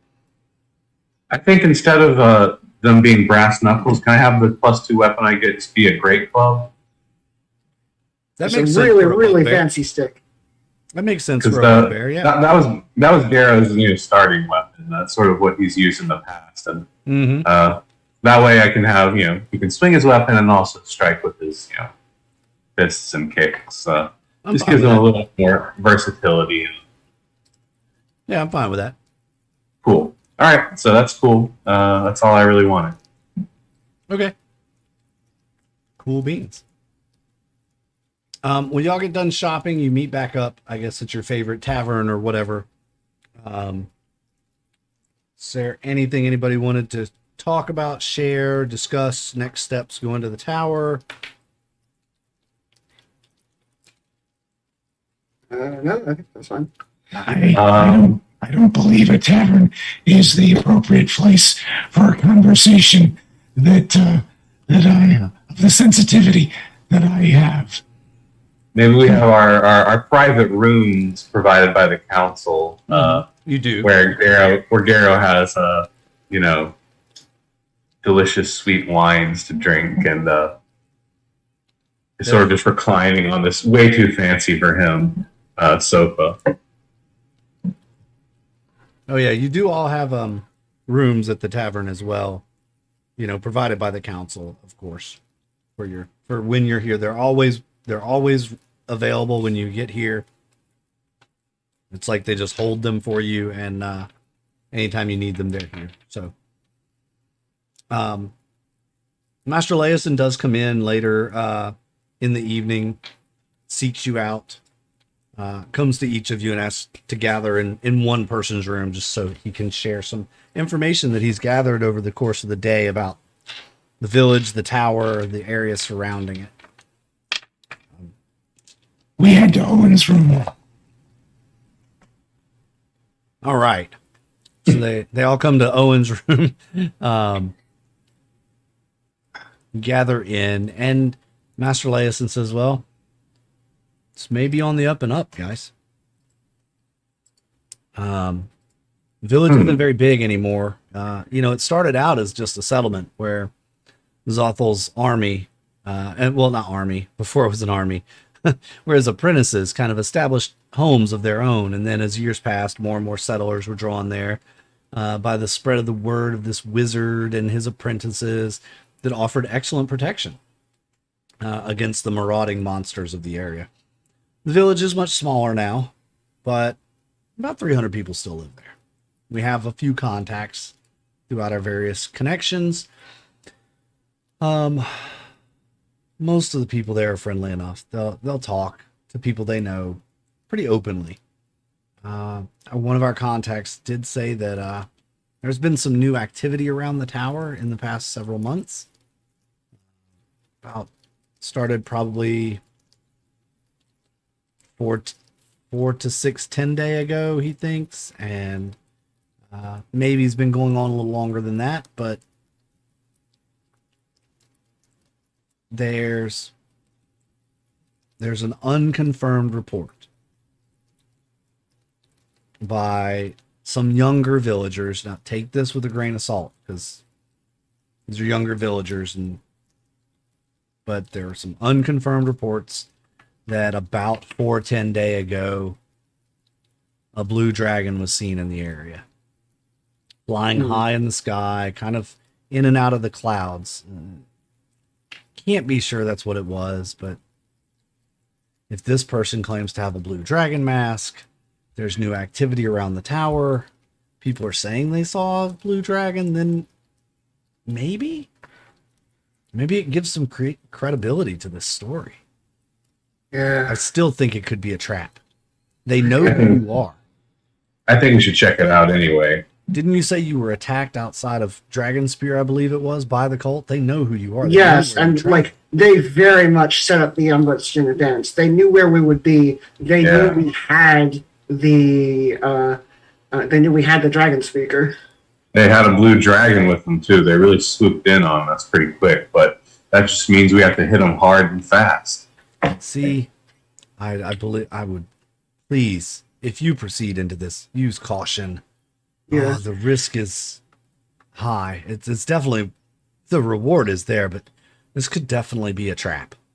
Yeah, if it were just a bunch of cultists, I would be on board with just charging in. But I don't know what kind of magical defenses. Like everyone who I've heard talk about this tower talked up, the powerful magical defenses it had. And presumably, not many people know exactly what they are because not many people have, gone in, tried to test them and lived. Well, there's another option before we were to go that route. If you need some magical assistance, there's word of a group of wizards that have defected from the Red Wizards of Thay. They could be advantageous to our side. Yeah. Don't we have the assistance of the Arcane Brotherhood? Could they help? We do. They're still gathering their forces and training their new recruits. It's possible. I could ask. I think it would be worth checking. Red Wizards of Thay, we fought some of them before. Yes. We've actually been approached by one of the Red Wizards of Thay, named Nye Ilmich, and extended an invitation to the council to send an envoy to Thay to discuss ways in which Thay and the Sword Coast might aid each other during this crisis. That's the way they put it. Okay. The other thing I'm curious is what other option is there? Have there been other reports of dragon attacks? I mean, presumably the cult is attacking all over. So it's would there be somewhere else you would otherwise send us? I mean, this was out of the blue. We didn't even know about this tower inhabitants. So having this happen, I really think it's a great opportunity to get some intel, recover a dragon mask. I've spoken with a few members of the council. They're on board with it. They think it's a good idea. They'll give you Seems pretty straightforward to me, then. So then there's the question of getting there. Yes, I don't know if using Dragonflight would be the best option. Yeah. And here's why. This is actually a question I have. Does Waterdeep have a teleportation circle? I imagine it probably would. All right. It's a long-established city. I'm sure that someone on the council has an established teleportation circle somewhere. Yeah. So here's my idea. There's a rare magic item called the Helm of Teleportation that lets you cast the spell Teleport. Yes. So I feel like one of the things that has been impeding our ability to really act as soon as problems arise is the fact that we need to take several days to travel to and from our headquarters in Waterdeep every time. So I think that would also be an item we could look into getting. And that would also, if there's a permanent sigil in Waterdeep, we can use teleport without risk of any complications. We can just go there instantly. Does sound like a handy thing to have. The question is, does anybody, would you be able to get us something like that? I think I would be willing to buy it if I could find a seller. Master Leoson's already looking for so many things for us. But you're right. It would be useful. Here's another thought. I don't suppose in this world there's such a thing as, flying ships? Not yet. No? Nope. Okay. Certainly not any that Garo has encountered, at least. You could get a carpet-sized ship. If only there was a way to make a ship that flies, Garo is thinking to himself. That would be interesting, but I'm not sure how that would be done.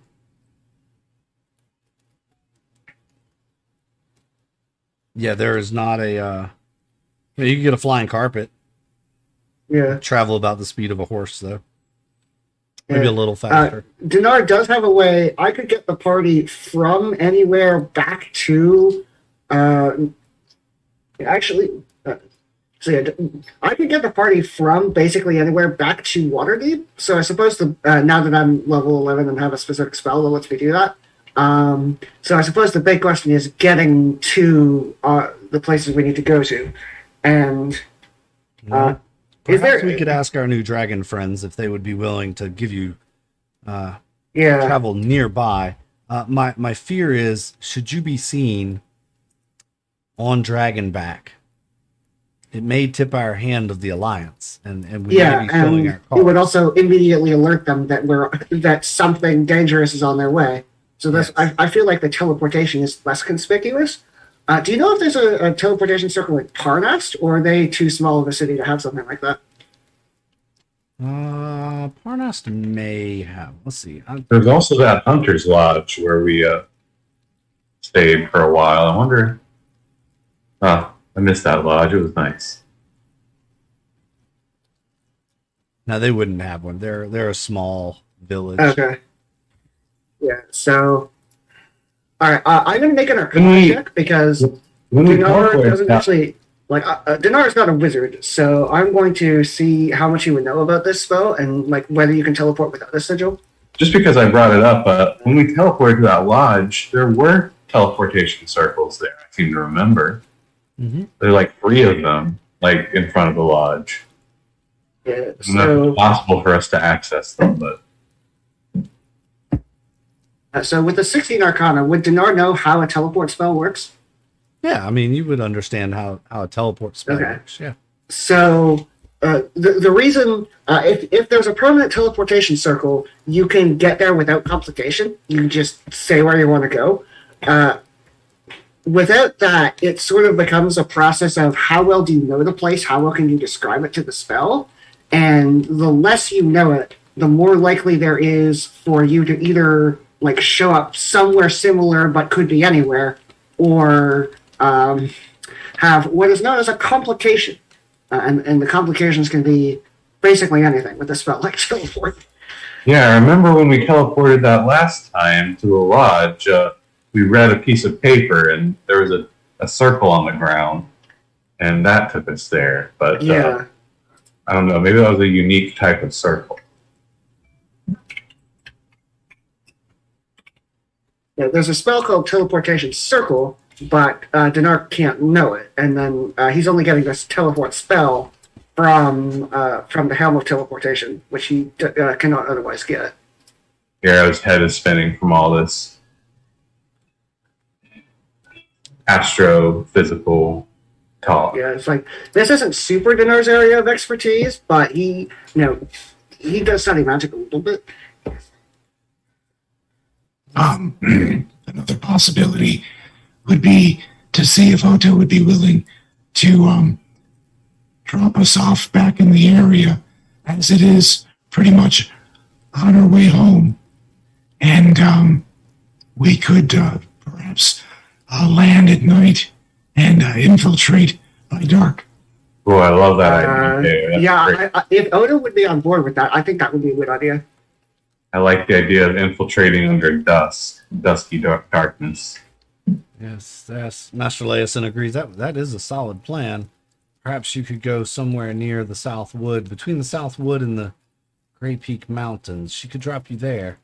There's a small pond nearby, and then it's probably only a day's, not even a day, maybe. The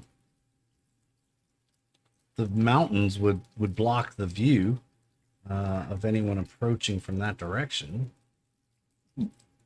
Yes, that's a great But idea. this basically means that we can't get the armor until we come back. Yeah, I think that'd be fine. Or we can wait. Well, it's just Oda's leaving now. That's true. Yeah, that she's armor. basically leaving in the. Well, we can get it when we come back. Yeah. This seems more important. So there is one thing Donnar is going to do before we leave, and he's going to head to the Temple of Bahamut. He's going to, say a prayer and give thanks to Bahamut. And I'm also going to cast this spell. So this is a spell called Word of Recall. and I can cast it and designate a sanctuary, which the Temple of Bahamut counts as. And then when I cast the spell again, I can recall myself and up to 5 willing creatures to the sanctuary from any distance. And this is my plan for getting us back to Waterdeep after we've completed the mission. Very useful. I guess there's not enough time to get a. Would it be rude to ask Oda to wear a saddle? Probably. Yes, it would. Just the dragon scales, they kind of shape. Yeah. All right, and you've got word of recall up for that. Anything else anybody wants to do? Nope, I got my big new club for bashing people with. I'm ready. All right. People and or dragons. Wishes you all the luck. He says, I should have news on your requisitions. Hopefully when you return. Hopefully you do return. Hopefully this isn't just some elaborate trap. Still, be careful. I feel it's a trap. I mean, a little more optimism would be appreciated. Hopefully, if we do return, please. If we do return, I mean, if we return with the dragon mask, that could change everything. It definitely could change everything, indeed. Please. So, we will bid farewell, and we will go talk to Oda and outline our plans. Okay.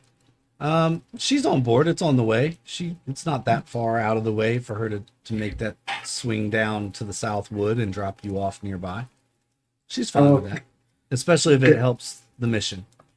Yeah. And she understands the need to for her not to be seen, as much as she could aid you and perhaps be able to aid your attack.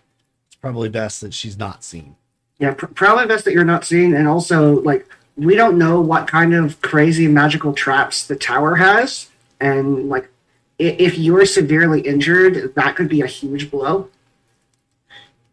Yeah, we can take care of this, Oda. Don't you worry. Yeah, I think it would actually be safer for us to go in alone, who are smaller targets and can. Agreed. Yeah, and you, of course, have important planning that you need to do with the council, with the Council of Dragons. Yes, indeed. So, because of the detour, are you prepared to leave now? Yes. Wow. Okay. Ready when you are. I can make that happen. We can leave now. All right. No problem. Let us head out of Waterdeep, and then we will get airborne. All right. Donnar will follow Oda. And it is nightfall, so you guys would be following, probably landing dawn-esque. Right about dawn, so you can sleep on the way if you want. All right. You'll be landing in the shadows of the Gray Peak Mountains. They're just southeast of the Southwood. Probably, I would say probably, where's my little, use a Jesse word, where's my pinger thing? Probably somewhere in this area. On the edge of the high moor, between the Gray Peak Mountains and the high moor there.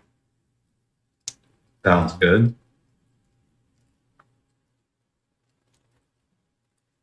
We can move pretty quickly from here Yeah.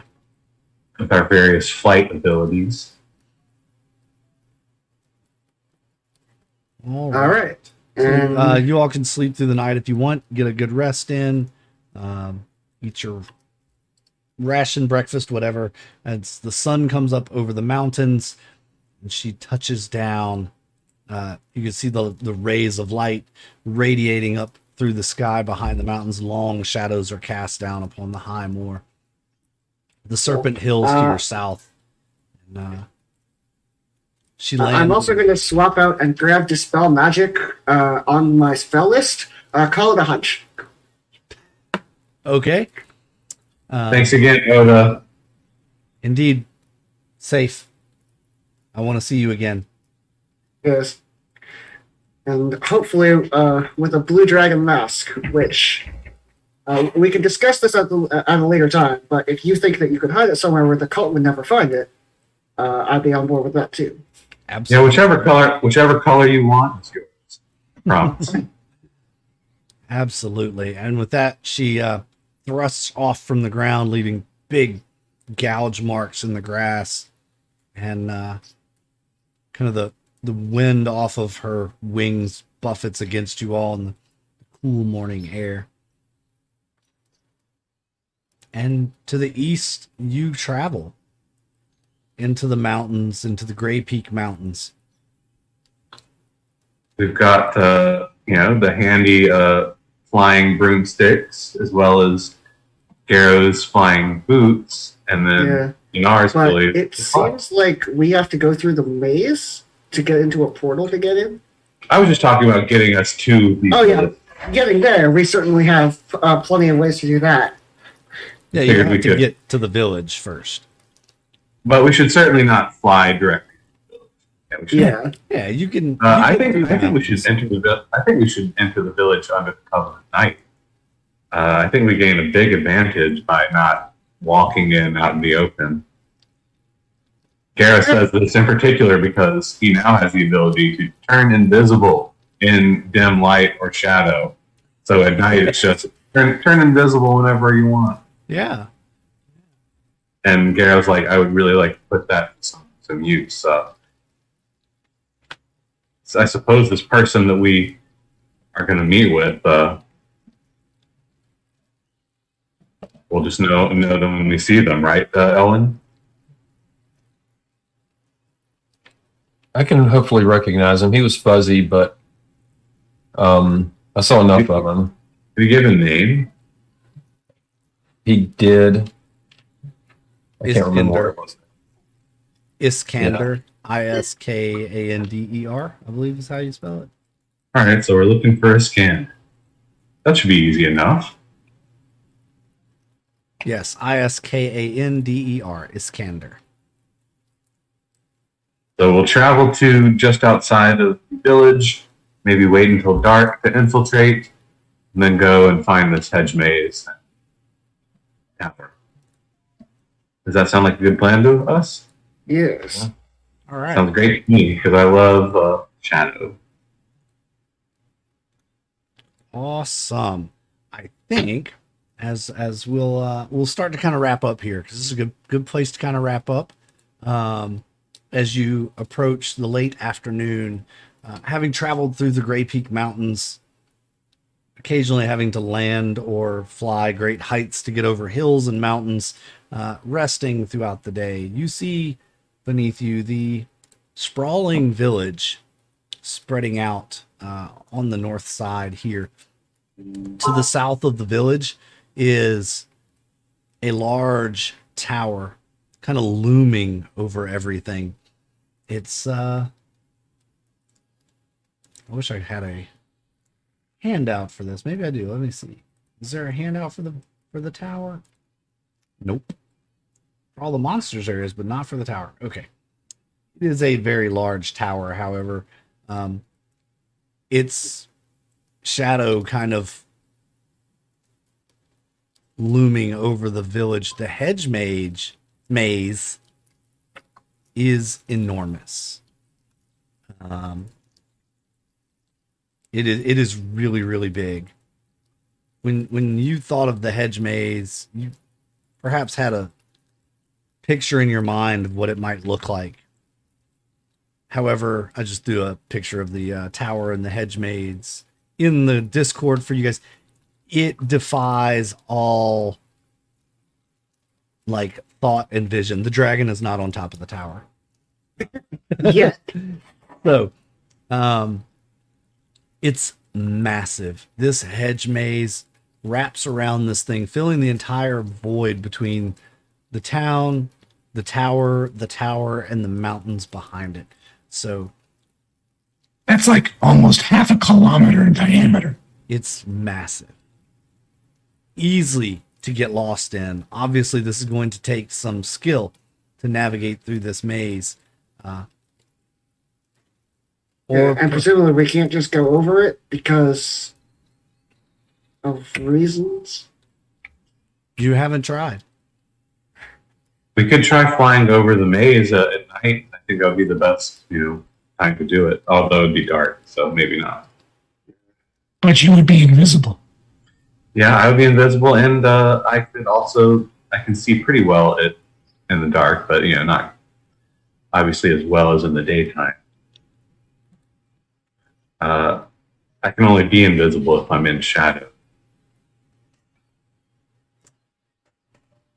Or dim light, And right? it might be that the people in the town know how the maze works. True, but they could also be cultists. That's also true. I think our best bet is to keep a low profile, find the Iskander person we're looking for near the hedge maze, and we can take a look in town, but let's not draw too much attention to ourselves. Very well. I'll remind everyone of my last attempt to walk into town, like I owned the place. Right. Hopefully this time will be a little bit, since it's night, we won't be quite as obvious to anyone who could be watching us. And Garo looks around uneasily. You never know, but shadow is your friend when you don't know. Yep. That's true. All right. So as the sun sets to your back, the mountains behind you, the tower in front of you, and the village and town on past that, you have this plan to move down under the cover of darkness and try to fly over the maze to get into the tower. Okay. I like the sound of that. Sounds like a plan.